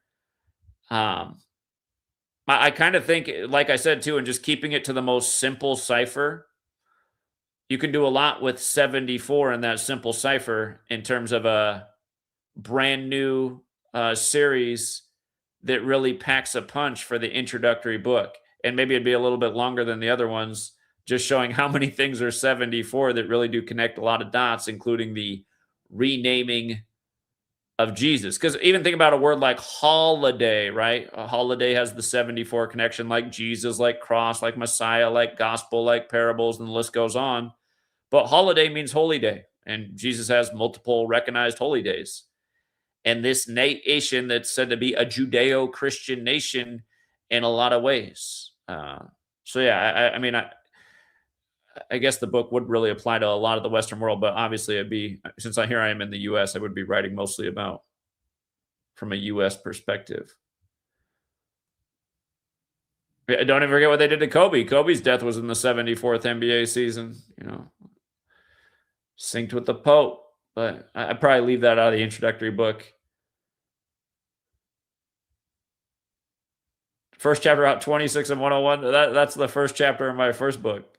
Are you saying turn that into a more kids version, the first chapter in my first book? What's the first thing I'm going to teach Ruby? Well, right now we're working on the things that we interact with every day.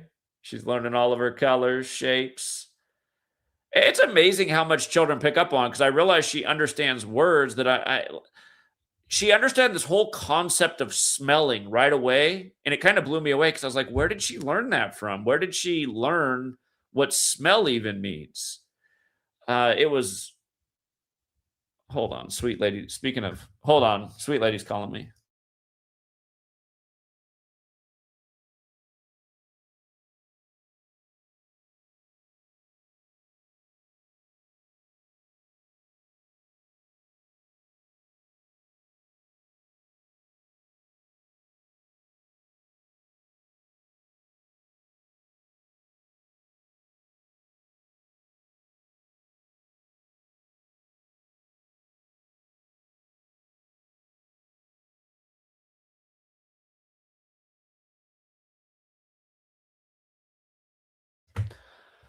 I'll be right back. I have to send sweet lady a photo of something real quick.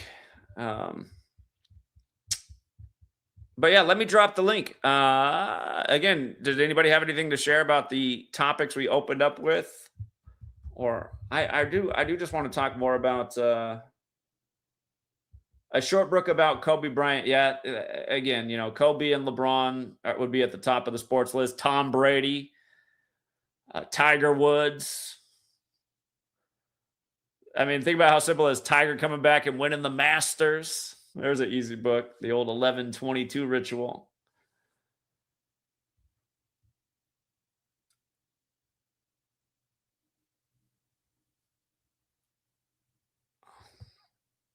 The year 1968. Yeah. You know, just point out those things, because you look at how many shows I mean, it's crazy how many shows and movies they'll go back to the year 1968. It's really all over the place if you pay attention. It's like, man, they love that year 1968.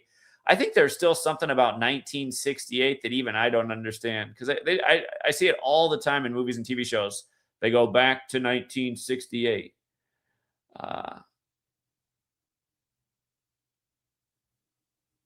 Yeah, you think of Count Dracula? What's the Count character on Sesame Street? I don't think they call him Count Dracula. It's been so long since I watched Sesame Street.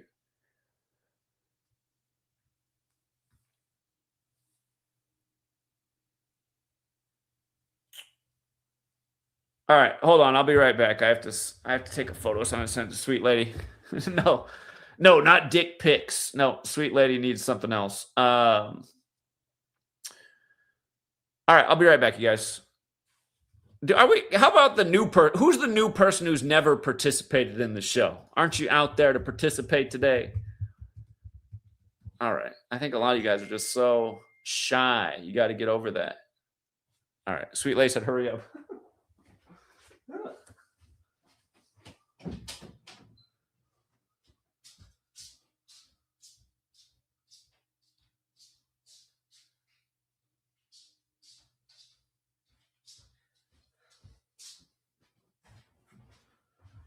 Let's see here.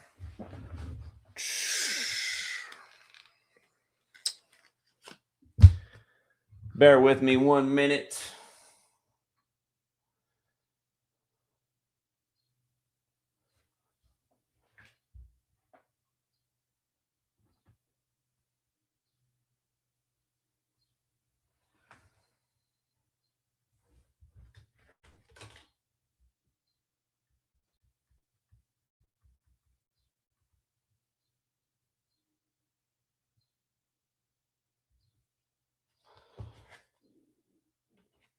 Okay, done.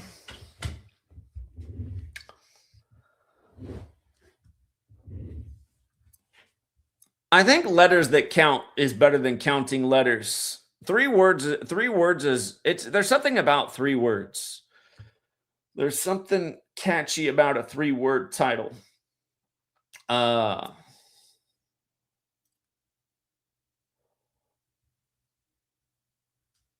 King Richard Television. Show them how it's done. King Richard Television. We haven't heard from King Richard in a minute.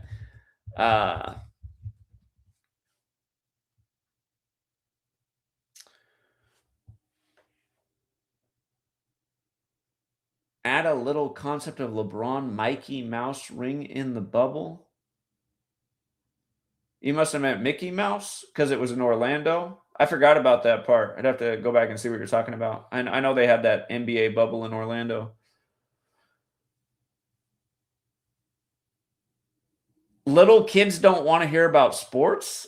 I disagree. I think a lot. I mean, yesterday I was listening to a group of kids, probably age 5 to 10, arguing about LeBron James. And one of them said, "You don't know nothing about LeBron James." I was I was tempted. I was like, "Oh, do they want to learn some things about LeBron James today?" I didn't do it, but I completely disagree with the person who said little kids don't care about sports. Maybe less than they did in my generation and younger generations, because now video games have taken over. But I'm pretty sure a lot of children are still very much into sports.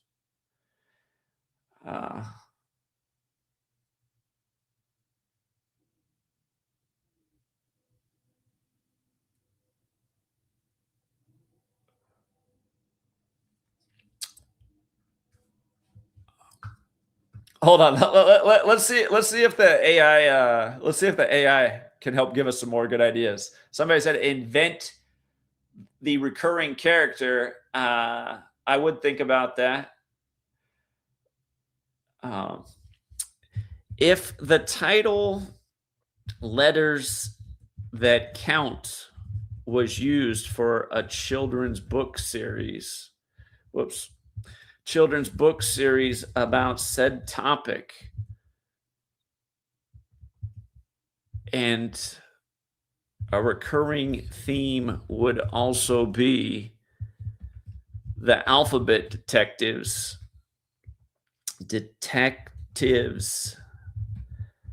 as in the group of children who solve numerical riddles hidden within words. What might be some good character names for these children?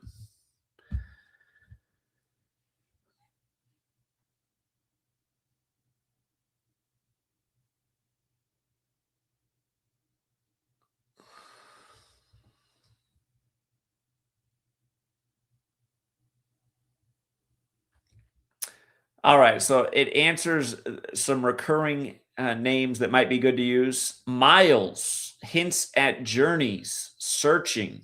Mercer has an old school scholarly feel. Clara for clarity. Quinn feels smart and adventurous. Cypher would probably be a good name. You could just borrow the names from the Matrix, right? Could be Cypher and Neo and Morpheus. I'd hate to rip off something like that, though. Hold on. Oh, hold on. Oh, I wasn't reading the full name. Miles Mercer, Clara Quinn, Leo Cypher. It could be a tribute to the series coming out in the time of this Pope who moves by the numbers. Leo Cypher. The Math Genius, Nina 9. Theo Sumner. Okay. Yeah. I like the way it thinks, though. I mean, you got to admit that it is smart. Summon the words. Theo Sumner.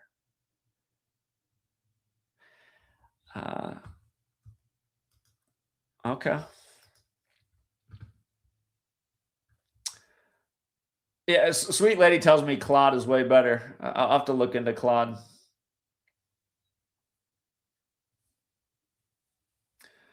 I could use my daughter as the character. She could be. My daughter would love that. She's the main character. Ruby 11.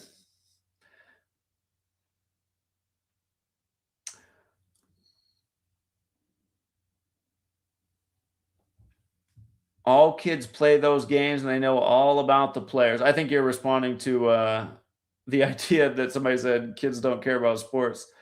Yeah, the most passionate debate I've seen out there between children happened yesterday over LeBron James. One of them was holding a LeBron James action figure toy.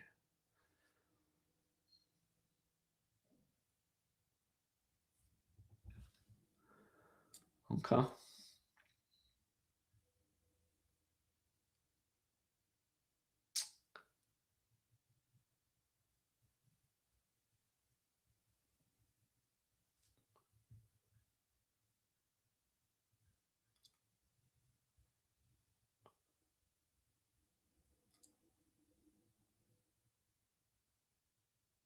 All right. Somebody says they're going to think up some future ideas. Yeah, I'm going to stay on this thing about because it is probably a pipe dream, but I am just imagining if something could finally be very successful and bring in the kind of funds this work needs to make something much bigger happen. Hold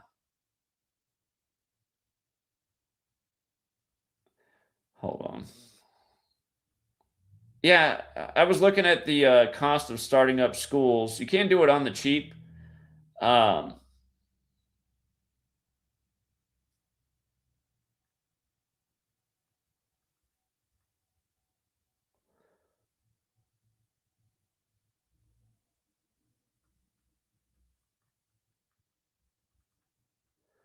all right. All right, we got Justin back. Justin likes coming up here. What's up, Justin? Oh, hey, sorry. I was gonna be real quick. But I was just gonna say, if you were to write like a children's book about the cabal or whatever, I think a very like key thing would probably be like a prologue, like explaining how there is like a cabal and how they do like make the calendar, but like in simple terms, or like how they control like all this shit. But like break that down like each page, like, oh, and then they made the calendar to line up with these days or something, or like, and just like explain to them like the main things that they do, like as like the start of the whole plot, I guess, or whatever. um but yeah, that was just the thought that I had. I don't know if you find it interesting.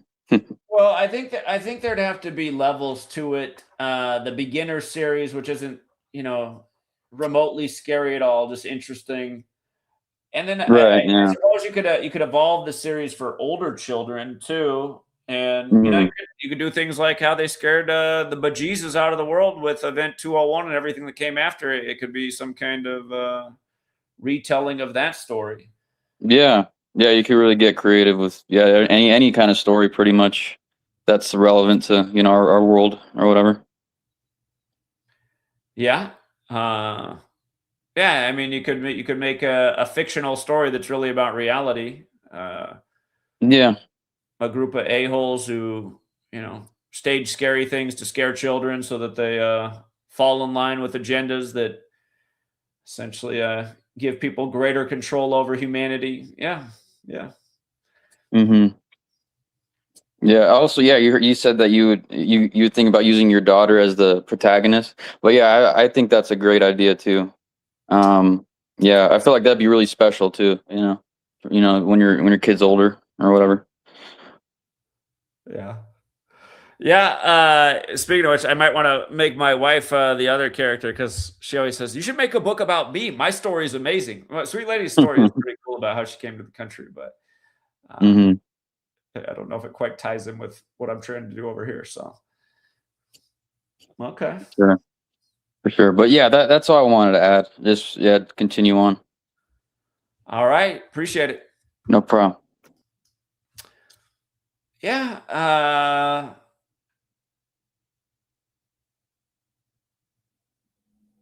Yeah.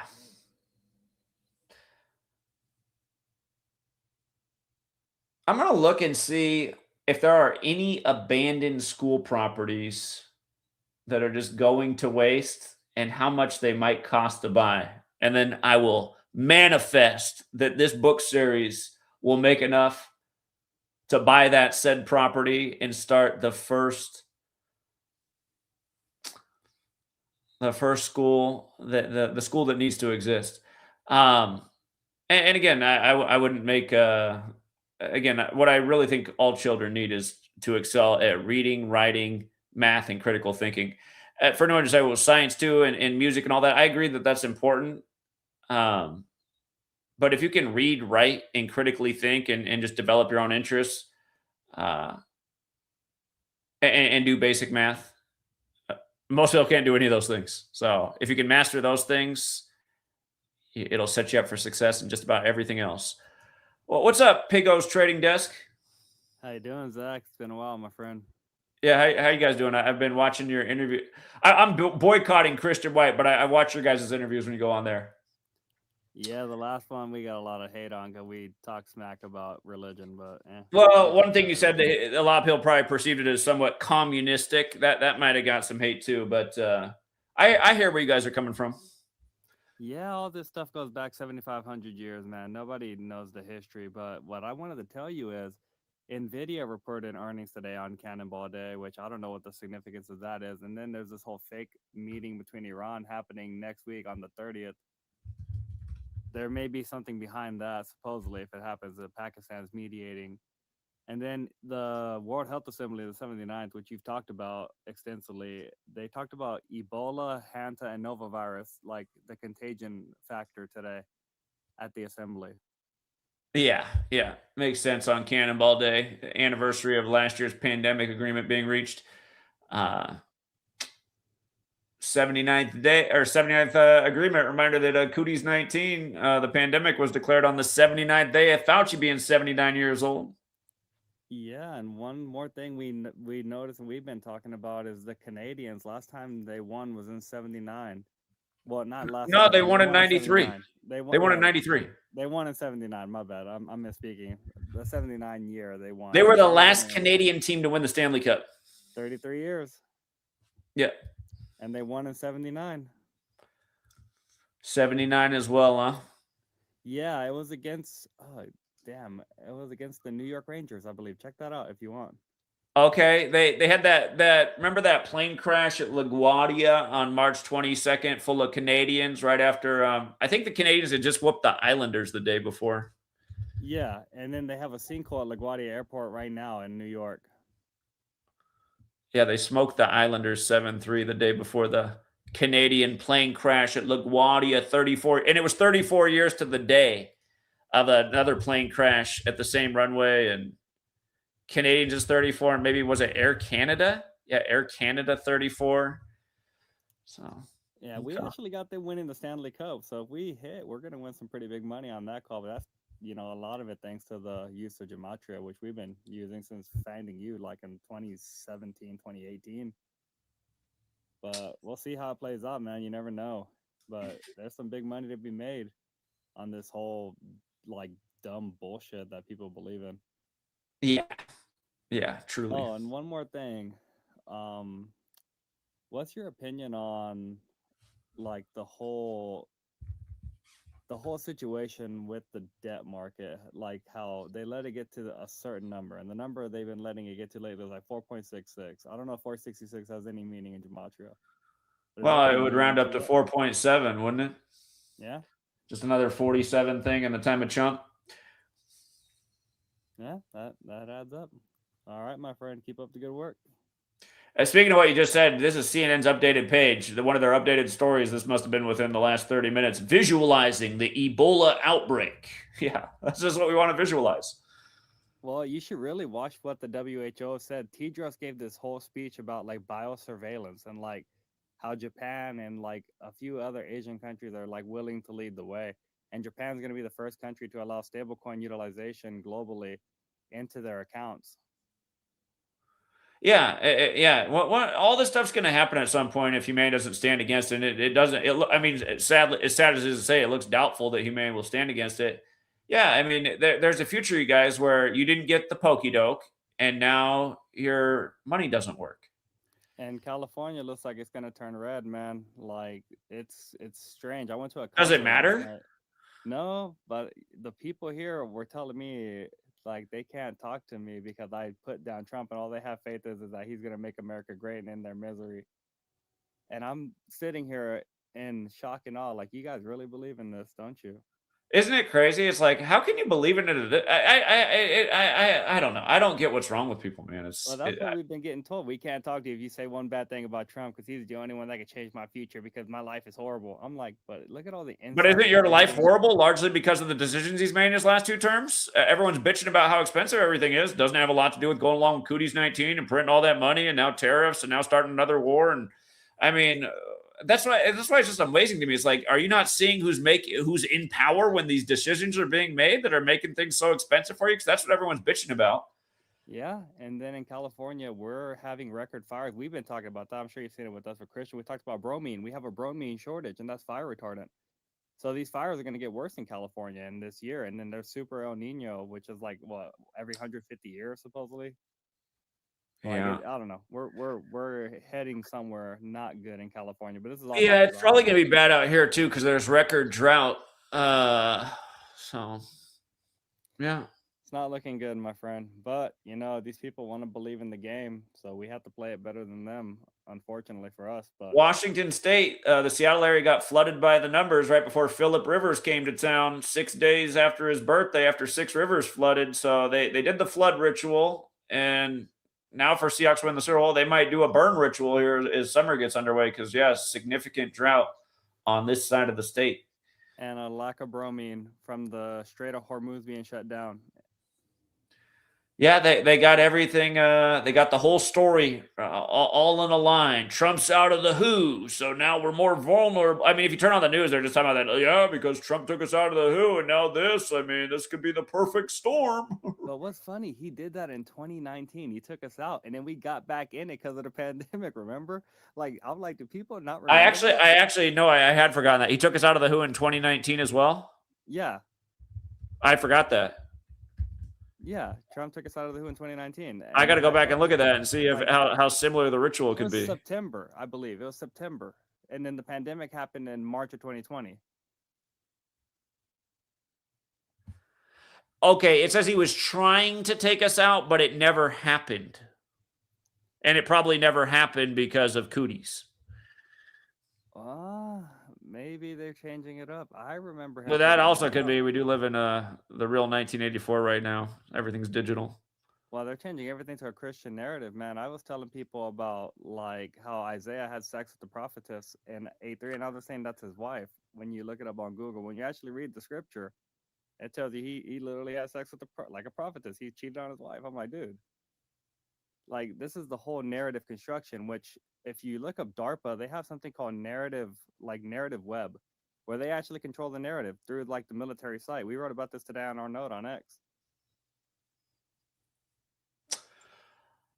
Yeah, yeah, that makes sense. It's narrative, dude. It's all bullshit narrative, and these people fall for a hook, line, and sinker every time. Like, and that's why I realized the world is just controlled with stories. We're controlled with stories. So, and nobody thinks of the 79 rituals going on, or even the 88 rituals going on, or the 47. None of this, dude. Nobody thinks about any of the numerological effects, and like how all of this ties into where we're heading, and how you can make calls on this in the market. Which, you know, we use all this shit when we're doing our trend lines. yeah. I don't know. Most people, their programming, it just doesn't compute with their programming. It's like, yeah, in the 90s when Mac and PC were completely not compatible, these people are all PCs, and the number thing's Mac to make an analogy. It just doesn't jive. So, yeah, that's crazy, man. But keep up the good work, my friend. All right. You guys do the same. Appreciate it. Brother. Yeah, take care, man. We had some people in the back, but they all dropped out. But we got Gematria32 back. For all you guys who just dropped out, I was just about to go to you. What's up, Gematria32? Can you hear me? I can hear you. Yeah, I can hear you. Yeah, you know how like they have a lot of satellites that they have CGI and that's how they have a full image of the Earth. Like they don't really have like a full size. You know how they have a lot of. That's how they could construct the image. You know what I'm talking about? Sure. Like when they piece the Earth together because they want to make it look like there's no clouds, this type of thing. So they have a bunch of photos. No, like from outer space, like when they a picture of the Earth, like it's from what I gather, it's they gather that image through CGI through a whole bunch of satellite images. They don't right. actually They piece have, it together so they can make, for example, it look like you see all the continents in the ocean without any cloud cover because they got to take several images to put together, right? So like you know how you know what's amazing is that this is the surveillance state. Like they like house cameras have facial recognition. Let that sit in, you know. Sure. People's house cameras have facial recognition. How many people else? How many people have a fucking house a camera bell or something like that? You understand? Well, remember for the Super Bowl, there was actually an outcry. They had the ad showing that there was this new thing where using all the Ring doorbells across the nation, they were going to create this program to find, dogs that had escaped. And people said, well, wait a minute. So imagine what they doing with the configuring, what kind of image they could configure with all those images. It's like Enemy of the State with Will Smith, like you said before. Well, you look, I mean, it's just like, again, right here, October 1st, 2023, I live in small town America. I own this house and the house over here. The first two cameras that they put up in this town were both pointing at both of my houses. So yeah, I remember you said right outside that. the window, like I'm looking right at the camera right now. Yeah. Yeah, and I mean, I even noticed at the park, and I guess I can understand the parks. People go and do drugs and stuff at the park, but there's cameras all over at this little park. I mean, every last thing you're doing at the park is on camera. So no, literally, and then public spaces, they have facial recognition, those cameras. So it's like you can't go nowhere without being seen. Like this is really, they locked it down. Like they have, Palantir. They have that programs called Pegasus and all type of stuff. Like they could get into. Like the algorithms that they're running are amazing right now, and what they're doing, it's like anything that you could imagine. They're doing. You understand? Like spying. Yeah, and that's the thing too, is there's a lot of people online bragging about how much money they made off the Palantir stock. Again, when I was doing the stock group, I talked about Palantir. It was $15. Like $9. Yeah, I said this is the police state. It's probably going to be worth a lot, but I'm personally not going to invest in it because I don't want to invest in the police state. And I mean, that's the thing. Had you invested in Palantir, it went up nearly 20 times by last August. It's come down since then, but it's still way up. It's over 10 times what it was at the start of 2023 when we were doing the group. Yep. And again, I mean, that's kind of the thing too. You can make all this money in the market, but a lot of these companies you're investing in are really just, you're investing in your own grave. So yeah, I remember when it was at $15 a share. I remember that. And then yeah, it goes back to that what the last caller was saying. I don't know if he had caught the decode about Bitcoin. The first transaction, the guy that made the transaction died 117 days from his birthday. Right? We covered that when it hit 117K on the 11th of July by the numbers, had CIA written all over it. That as well. Bitcoin equal 117 and hits /his highest ever on 7/11. Yeah, first time ever, 117K on 11/7. Yeah, and then the first guy dying the first guy that ever made the Bitcoin transaction. It's all bullshit. It's all bullshit. It's crazy. He died 117 days from his transaction. The problem with believers, though, is that none of the evidence means anything to them. I go back and read the comments. I've been like, "No, Zach, you're wrong about Bitcoin." It's like, well, what's wrong with these retards? What do you mean I'm wrong? God. Then it's not even that. It's like before that, we caught it hitting 45,000 from. I said it would be at least 45K by Valentine's Day. What year was that? 2020, I forget. And it was way over 45K on that day. It went way up. Yeah, because Nakamoto, his birthday is 4/5, so he was like, he caught the ritual. It was exactly 45 weeks after his 45th birthday, yes. And Bitcoin equals 45, like Nakamoto, like ritual, like IHS, like the Jesuits got their fingerprints written all over that Bitcoin thing. Yeah, some pseudo name, some guy, some mystery company. This is amazing. These people are crazy, but I don't know. That's probably what they're doing with that. What they gonna call it? The new dollar, the Amuro? What you said? Like the Canada, America, and South America. And that what Alex Jones was talking about 20 years ago, the Amero, all three countries in North America. That's probably what America is going to have to do to keep the dollar strong. Yeah. That's probably why they ran up in Venezuela to get the ball moving on that. Yeah. Yeah, they trying to fade out these cars too, make everything go electric. gas is crazy. $5 over They here. just put in a whole bunch of Tesla charging stations just down the street from me, and they did it fast. They started the project Monday, and it's done today. So they did that fast. Wow, there's a bunch of buildings, a bunch of residential buildings. That have parking lots where I live. That have private parking, and they put them all in the parking lot. Every park, like mostly all the buildings now, they have private parking. Have those as well. Yeah, they put them in at the grocery store parking lot here in this town, and it made sense. I'm sure the grocery store got some off it because their lot's way bigger than what they need. So, yeah, I think there's 8 charging stations. I'll go count. I think that I saw 8 as I went by. But yeah, I know they started the project Monday and it's done today. There was no fence around it or anything today. So I said, look at that. Only took them 3 days to get it done. Yeah, they're definitely steering us somewhere, into the abyss, But nobody cares, man. Nobody cares. Look at the people that represent your state. Everyone, look at your senators. Look at your representatives. Look at these people. They can't even. They could barely speak. The way they talk, you look at them. They look like they sound like dummies. I hear more and more people on the news using the word "like." I'm thinking, getting bad. Like. You understand what I'm saying? The people. You just look at the people. Like right now, I'm looking, and it has Ocasio-Cortez as #1 front runner for the president. Are we serious? This is the best and your brightest? Well, I mean, it shouldn't surprise you, though. I mean, they've made her the face of the Democratic Party. So, if you had to survey Americans and say, hey, name 3 Democrats, they'd probably name Barack Obama, Nancy Gavin Pelosi, AOC. Yeah, Gavin Newsom or something, right? This is crazy. Amazing. Like, when they could put this slop out to the public and still get away with it. It's like, what do they have to do? Do they really have to turn off the power for people to, Yeah,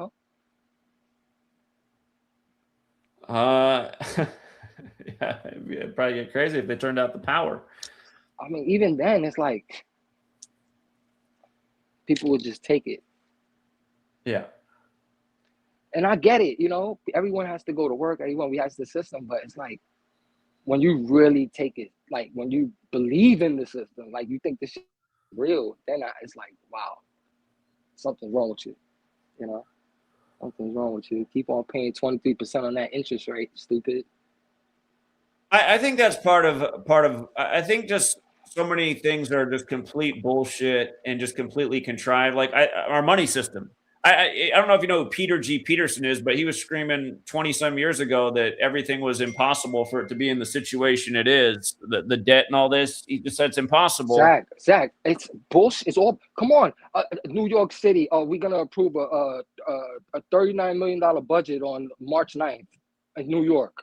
Get the fuck out of here. You understand what I'm saying? I do. But the point I'm also making is, these people control the money system and print the money, and they have stories that say, well, the reason things are so expensive is because, we've had to print a lot of money, and, If inflation was real, you wouldn't even have, you would have crumbs in your chip bag with no label on it.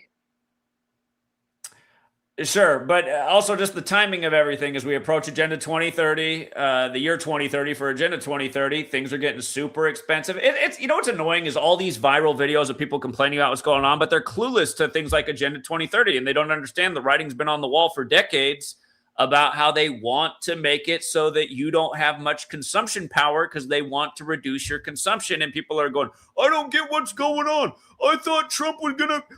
It's just like, God, it's just annoying how ignorant people are. You got people like us out here explaining what's going on in spades, and these people don't have a clue. I was actually watching one of these viral videos, and then in the middle of it, I'm sure you see one of these compilations of just people who are mad about how expensive everything is. In the middle of it, this one person's like, and by the way, everybody, there's only one person out here who knows what's going on. You got to subscribe to his channel.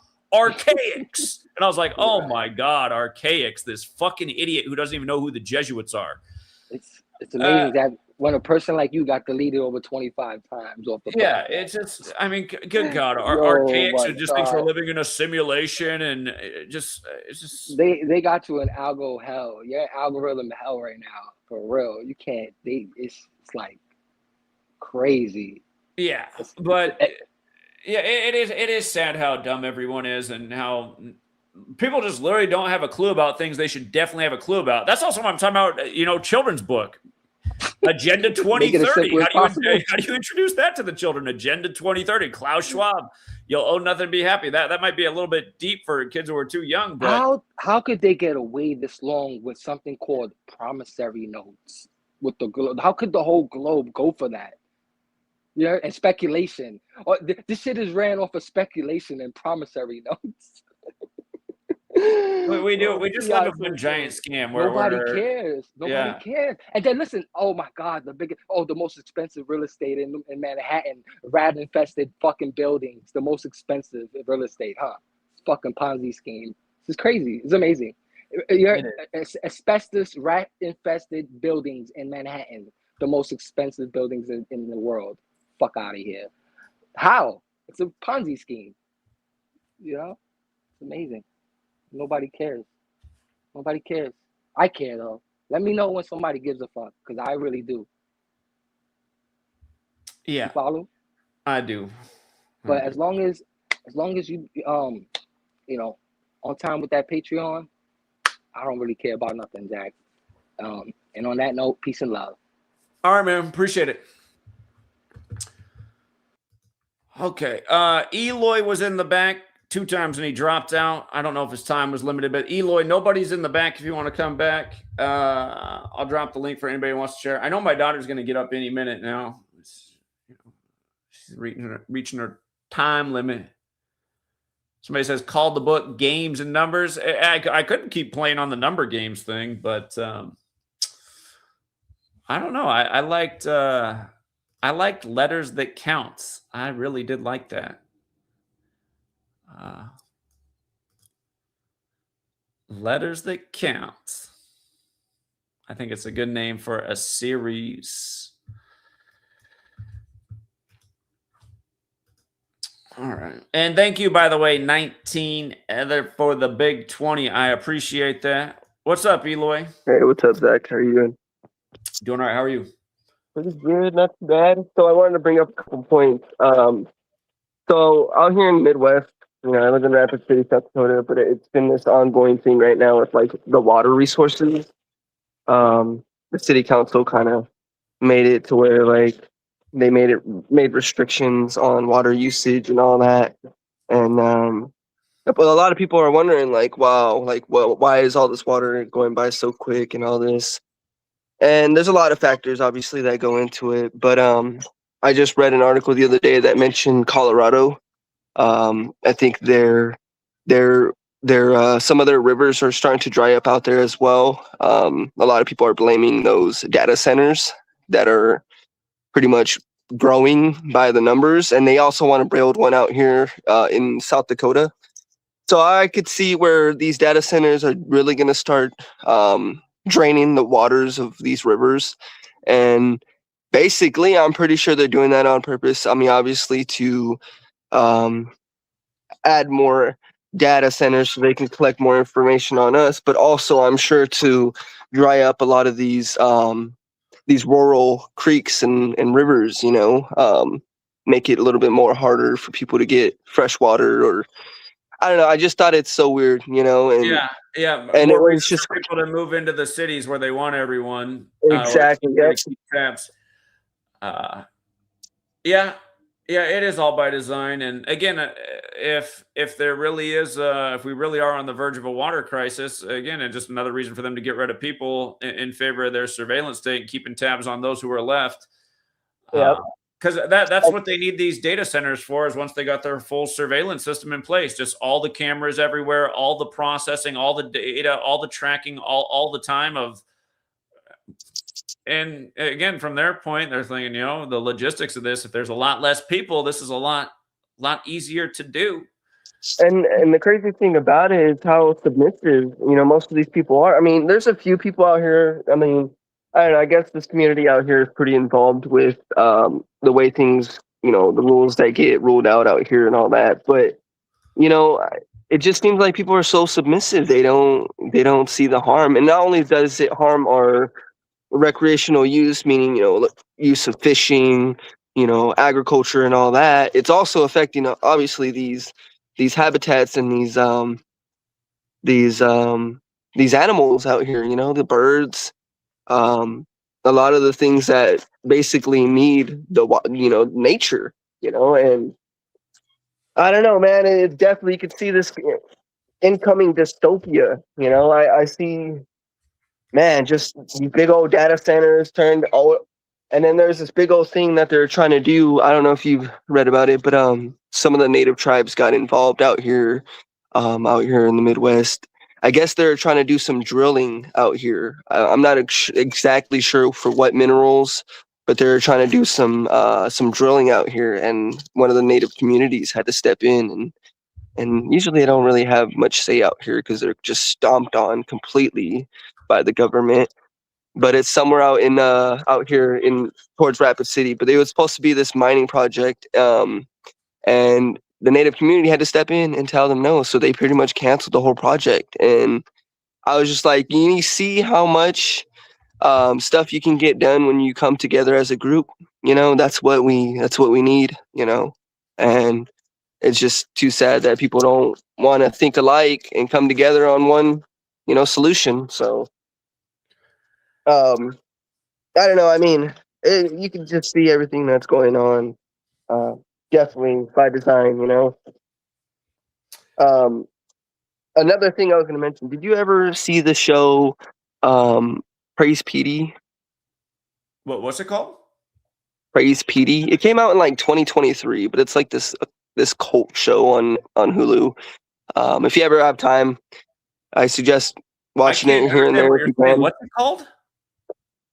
Praise PD. It's on Praise Hulu. PD. No, I haven't heard of it. Yeah, that show.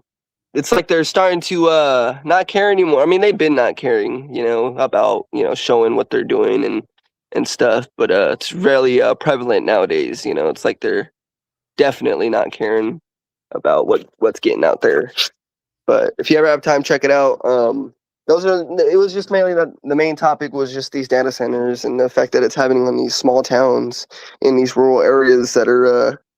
And I always thought it was so weird, like out of all the places that they could be putting these data centers, they're putting them in the middle of nowhere, So obviously that's by, their whole agenda. So, but that was mainly the whole topic. Hope everything's going well. Hope baby Ruby's fine. My son just hit 2 years in March, so he's getting so tall. It's just crazy kind of seeing the growth on these little guys, because when you're around your kids for so long, you don't see the growth. But when you go away for a while, you come back and you see it, Well, So, even but when that's all. you're there, you see it day after day. I mean, paying attention every day, you're like, oh, that's a new improvement. Oh, wow, you never said that word before. Well, yeah, Okay.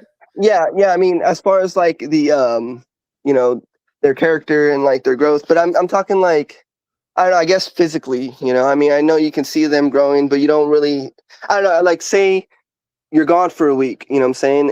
Or I 2 get it. weeks. Yeah, a lot can And then you change in a come week, back, right? No, I get that too.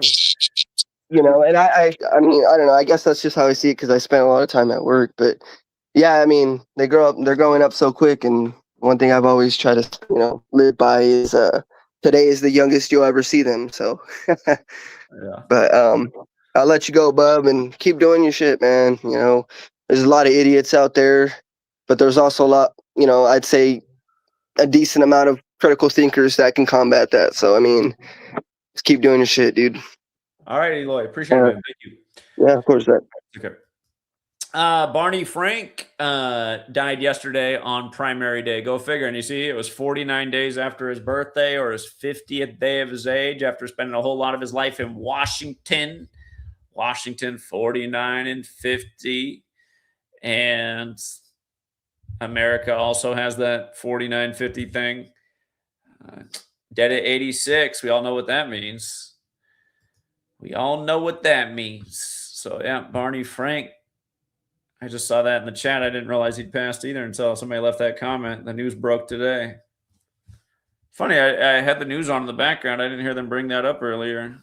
He's in Congress a long time. He's been out for a minute. He left Congress in 2013. Or, hold on. Has he been out of Congress since 2013? I guess so. Time flies. 13 years later, after serving the 13 stripes, gets 86th.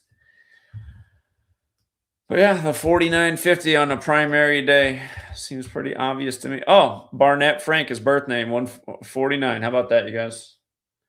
49 days after his birthday. 77, like DC on the 77 meridian. 130, Washington equals 130 and 49. They saved the news for today, the 140th day of the year. He died on the 139th day of the year. Sure, it's just another coincidence. And, you know, it gets annoying when you show these things and everybody's like, well, right, he was 86, bruh. Like, yeah, but died on a pretty symbolic date for politics on a primary day. And the way it all lines up, bruh, is what I'm pointing out. So, okay.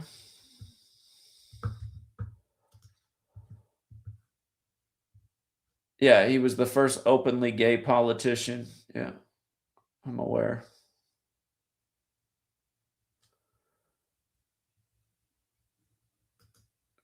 Eloy says, did you hear about the voice actor for one of the original zombie characters of the Black Ops franchise, Takeo? I definitely did not. Takeo Black Ops. So I'm going to bring it up.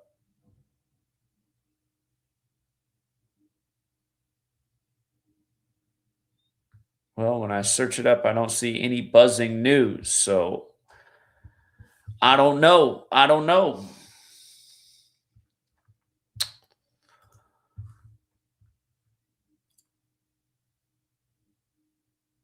He died yesterday. He also died yesterday. Probably linked to Barney the dinosaur. You know what's funny? I just had to see how my daughter would react to Barney the dinosaur. She was horrified. We had Barney on for all about 30 seconds. She doesn't get upset real easily, but man, Barney the dinosaur, woo, she did not want that on. She broke into tears. Poor thing.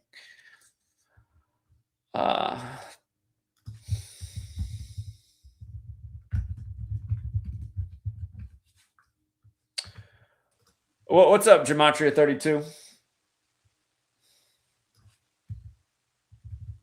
Gematria 32. You hear me? Yeah. Yeah, I think he's talking about. He also, if he's a voiceover actor, I think, and he was the voice of Yoda. I think that's what he's talking about. Tom Kane, I think Tom Kane is his name, or Tom Robert Kane. Thomas Robert Kane is his name, the actor. And he died at I age did 60. see that the other day because somebody brought that up, but I forgot to look into it. Tom Kane. Yes, I saw Yeah, that. I think he was the voiceover actor for Yoda. And I seen he died 34 days. I think it was a span of 34 days after his birthday or something, like murder. Yeah, I seen that at age 64. Yeah, I caught that. I see. Yeah, I He's think not 30, the same as this other person that Eloy just brought up, though. It's not, because he did a lot of voiceovers for video games, for everything. He has a long catalog. Oh, so maybe he did that. He did do that as well. Okay.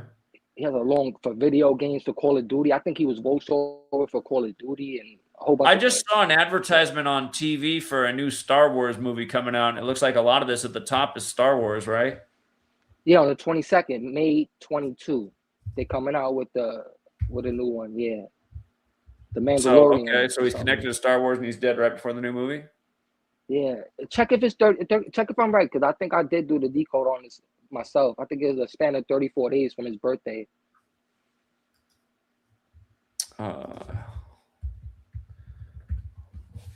Yeah, what day he was born. He was born April 15th and died May 18th. So he would have died 33 days after his birthday or the 34th day of his age. Yeah, span of 34 days. So this was the guy I looked into real quick. You just look. I do this. I see the headlines and I do it, but I don't mention them. What do you think of when somebody dies at 64 from Kansas City? Oh my God. Sad. Because I mean, we are getting underway. I mean, how many rituals have there been with the football team there in Kansas City? So Too many, man. But yeah, I think this 34 days. Like Mahomes has the 34. 34 connection. Yeah, and you know, a lot of people. I wrote a comment on this. A lot of people that mention the 6-7 song, they forget to mention that that song was officially released February 7th, the 38th day of the year. Like Kabbalah, gematria, murder, killing. So, you know, I think that's a big takeaway from that song. The day that it was officially released, it says it on Wikipedia. You know, you follow? But yeah, maybe I don't know if this was the guy, but I just wanted to point out that the Yoda, the Jedi Master Yoda voiceover passed away. Yeah, so go figure. This poor guy should have ran the gematria on his stage name because he used his middle name. Tom Kane doesn't have the kind of numbers you want when you work in Celebrityville. Death, yeah, those death numbers. That's it. Well, great job, Jack. I'll let you get to it. All right. The new Star Wars movie is called Star Wars: The Mandalorian and Grogu. I still have never seen a Star Wars movie start to finish. But yeah, something tells me that him dying right before he died 4 days before. You know, 4 is associated with death. How many Star Wars movies are there now? He began his voice acting career in 77. That's the year that Star Wars came out, right? 1977.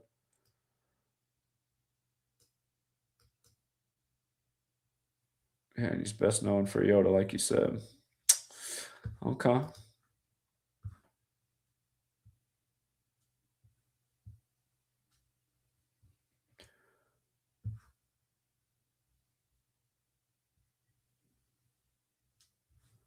Yeah, we just talked about Brandon Clark of the Memphis Grizzlies, who was born in Vancouver, where that franchise started. We just talked about his death by the numbers last week. It's crazy. The world of celebrity, man. A lot of people just bite the bullet at relatively young ages. I see Sweet Girl's arm is starting to move. If you guys want to get in, oh no, she's getting up. She's getting up. I dropped the link one more time. I'm gonna go get Sweet Girl, and if nobody's here, when I come back, we'll wrap it up. Lately, Sweet Girl's been, when you guys are seeing her relax here watching the stream, I don't know what it is. That's about the longest she's ever sat still. She doesn't like to sit still. She likes to keep it moving. But somehow, some way, when people are on here talking, it just makes her relax there for a minute. All right. Hold on. She might. I'm going to go check on her real quick. I'll be right back, you guys. If anybody wants to join, last call. All right. I'll be right back.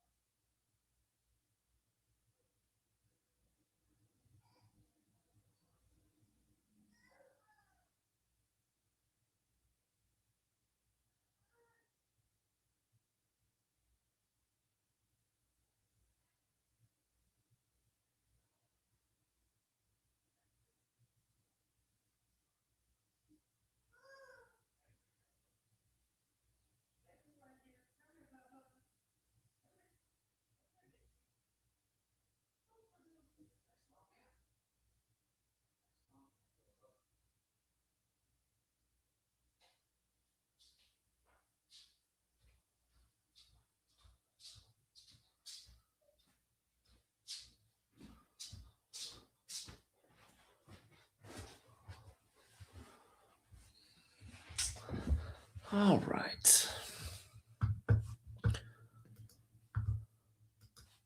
What's up, Mr. Famous? Hey, what's up, bro? How you doing? Doing fantastic. I finally got your channel back because I'm in your Patreon, you probably remember, but Of course I do. but yeah, I finally got subscribed because somebody mentioned the Mighty Network, and then I was able to get the updates. So now I can actually always I'm tune glad to into hear your that. I stream. wish more people would do that. For all you guys who complain about not getting notifications, I pretty much send out a notification every time I live stream on there. Yeah, that actually works the best because the last like week I've been able to actually tune into these videos and then get a little bit more background on what's going into the news besides sports. So it's nice to have like everything together basically. There's a lot of value in it for anybody out there listening to Patreon. Man, I've learned like these last 6 months. I mean, my brain is like transforming. It's I was telling my brother too because it's kind of interesting. I've learned so much, and I almost said it's like everybody just needs to be like in the Men in Black movie, just like the light flash. So you could just forget about everything you know and have a clear head, and then just look at the numbers like you teach them, and you'll see how many things play out based on the numbers. As somebody just pointing out right now, we just looked at the man who died at 64 in Kansas City. We know that's a huge number with Chiefs rituals as football season getting underway. They point out right here, 122 days before the season opener or before Mahomes' birthday. And again, Kansas City equals 122 in the most simple cipher. Go back and see what they did at the start of this baseball season. Braves opened the year versus Kansas City, the year of the 122nd World Series.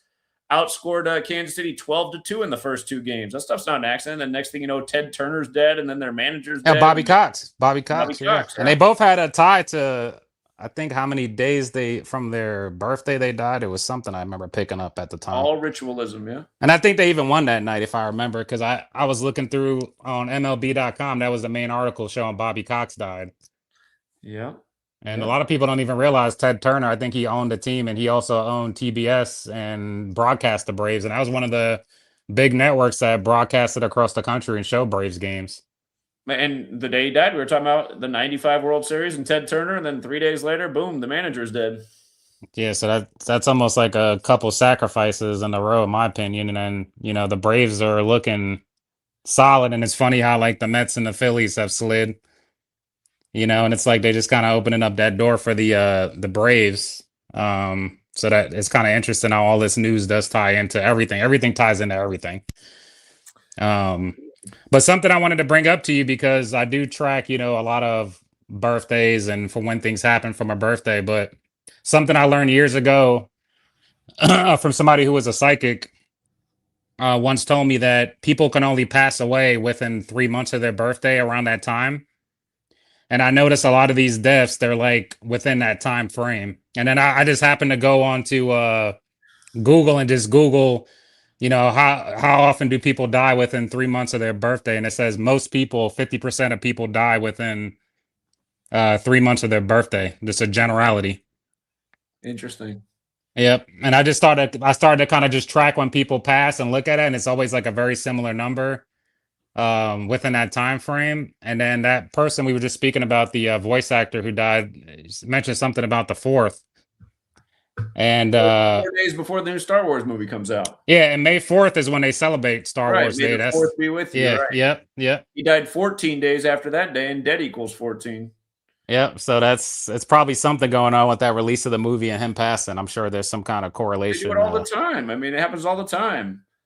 They do a remake of a show. The actor from the original show's dead. I mean, all the time.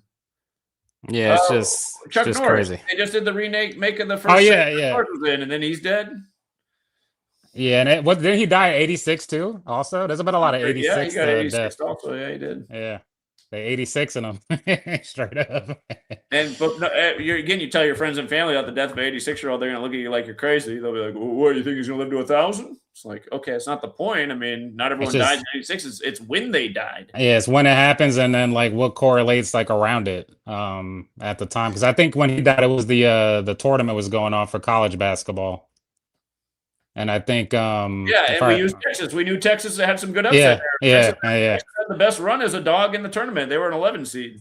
Yep, I do remember that. So it's like, you got to really pay attention to why. It's interesting too. I noticed sometimes we'll bring up somebody passing, and then I'll see where it's not even the actual day they pass, but it's the day they run the story. Yeah. Yeah. That happens a lot too. A lot of suspicious death the day before the kill date. That seems to happen almost monthly too. Yeah. What is that day actually? Because I've heard that a few times. Well, it's different every month. It's the day the numerology lines up with kill. So next month Oh, is the okay. 12th. Okay. Yeah, because I'm still learning. I just I've been in the background. I've been calling in as much only because I really had to, like I said, Men in Black myself and just wipe my brain of everything I thought I knew, and then just tried going fresh and looking at everything with the numbers. And it's funny, like lately, I've just been so on point, seeing everything so clear. And I've been getting better and better and better. And then I've basically used to use a lot of different software to, make my bets or look at information. And I've gotten rid of every piece of software I have but one. And I basically just rely on the notes and then from the Patreon and look at the data. And I've been hitting more than ever recently. So, boom. And I even got people who thought I was crazy. And I just show them, hey, look at this shit. And they're like, man, like, and after a while now, it's like, there's just no denying it. Like, there's no denying it. No, I mean, and you just learn. I mean, just even if you don't want to use it for gambling, just pay attention to what they do with the box scores and just the Knicks game the other night, the Spurs. Yeah, the 22. Yeah, was it down by 22, won by 11? Both numbers. New York 11, isn't it, or something like that? The 11th state. Knicks equals 22 like basketball. That's a 33-point swing. New York and Cleveland equal 33. Brunson's number 11, the 33rd pick of the draft. I mean, it's just all ritualism. Why is James Harden guarding Brunson? How come the coach doesn't call a timeout during the run? Instead, they keep putting the camera on him. He's smirking. It's like, how dumb is everybody? They're zooming in on Zoolander and the smirking coach, and people can't figure out that this is all an act. Yeah, I mean, what basketball coach wouldn't call a timeout and say, "Hey, you guys, you shoot another three-pointer, I'm gonna literally kill you on the court." No, you're right about that, because it doesn't even make sense. It's like not even logical. It's obviously entertainment, but I think a lot of people miss the fact that I think it was like a year or two ago. Everybody who follows the NBA knows that James Harden's a trash defender, so he's getting smoked by Brunson. So why aren't we switching up the matchup? You know what I mean? Exactly. They're letting him do it. You know what I mean? Like, and it's funny how they let them do certain things but not others. Like Brunson didn't really hit his threes. He's been hitting threes. Mitchell's been off on threes, but then he hits the 4 threes. And I even looked, I counted out if he did hit 4, it made sense for last night based on numerology, because I actually took that. Boom. And then I also saw that the Knicks were down, and I sniped that. And my father was betting Cavs, and I was like, "Pop, cash that shit, cash it out." He was arguing with me. I was like, "Believe me, cash it out," because they were up, I think 18 at the time or something like that. And then he called me back, and he's like, "Oh man, like." Happy I cashed that out. You just got to know what's going on, and you could always watch live and just kind of pay attention to the cues. And if you really pay attention to the numbers of the day, it's really easy to follow. I did have one little question for you about like lesser date numerology. Okay. Like an example, today is a 6 lesser date. I was just wondering, when you break that down, would that mean 33 would be a number as well, or no? I'm not a big fan of the lesser date numerology. I know a lot of guys are using it. I do jot it down, but I don't like to bank on the lesser date numerology because it's not the true path for the day. Yeah, I gotcha. I just noticed sometimes there's like weird counting stats that for like star players that'll sync up to lesser date. It almost seems like it's so sneaky that nobody would look at it, and then it'll line up perfectly to it. I also been noticing that a lot of star players won't do it on their number, but the next day they'll do it, and then it'll sync up to another number coming up the next day. So there's just a lot of interesting patterns as far as some of these numbers go that come up frequently on the calendar. So, but yeah, man, just kudos to what you do, bro. And I'm not out there trying to convince nobody either. I know some people call in, they're like, I can't believe some other people don't understand. To me, it's like I can believe it because most people are dumbasses. That's one thing. And then, there's always a certain section of the population with like higher IQs, bigger brain capacity that could even, come to comprehend what we're talking about. So there's only ever going to be a small percentile that would even be into this topic. So, it's, to me, it just makes sense why nobody's catching on, because most people don't even have an IQ over 100. I mean, it's Right. And again, just the stuff that resonates with most people is just stuff that's on their level, which isn't this, sadly. So yeah. So to me, it's like, I did catch your video too about when to teach kids. I was watching that, and that was actually one of the very interesting videos you had. And, it is a tough call to when do you teach them, but it's like, it almost has to be that type of person who, right away might have interest in things that other people don't have interest in, can look at things abstractly.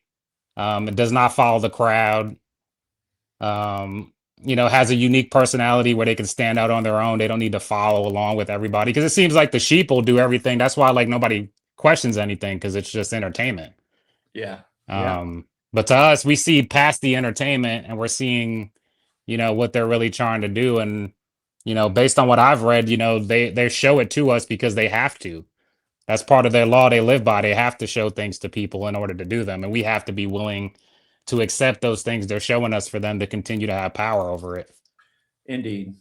So I think that's just a big part of it. Is just there's not going to be a lot of people out there who, you're awesome, bro, and I'm surprised you don't have like 1 billion followers, honestly. But to me, it's like it's almost a little selfish, but I'm happy you don't, because I feel like you might have been already like exposed or something. Because like to me, I'm surprised that you haven't. I mean, you just so lights out with the knowledge. I mean, it's just interesting to me. So. Well, again, the channels seem, I mean, they've deleted the channel 25 times, and now this is the longest of channels that ever existed for me, but they've done something to it where it just doesn't get any views. So yeah, it's the alerts. Even when I had you, I wasn't getting no alerts from YouTube. And then till I got Mighty Network and actually started like clicking on the videos from that, is the first time in my YouTube feed where your videos just come up on their own now. So there is something to like clicking that link, going to YouTube, and then now it's showing me every time you get a video. So then now I'm getting like informed of like when you're going live.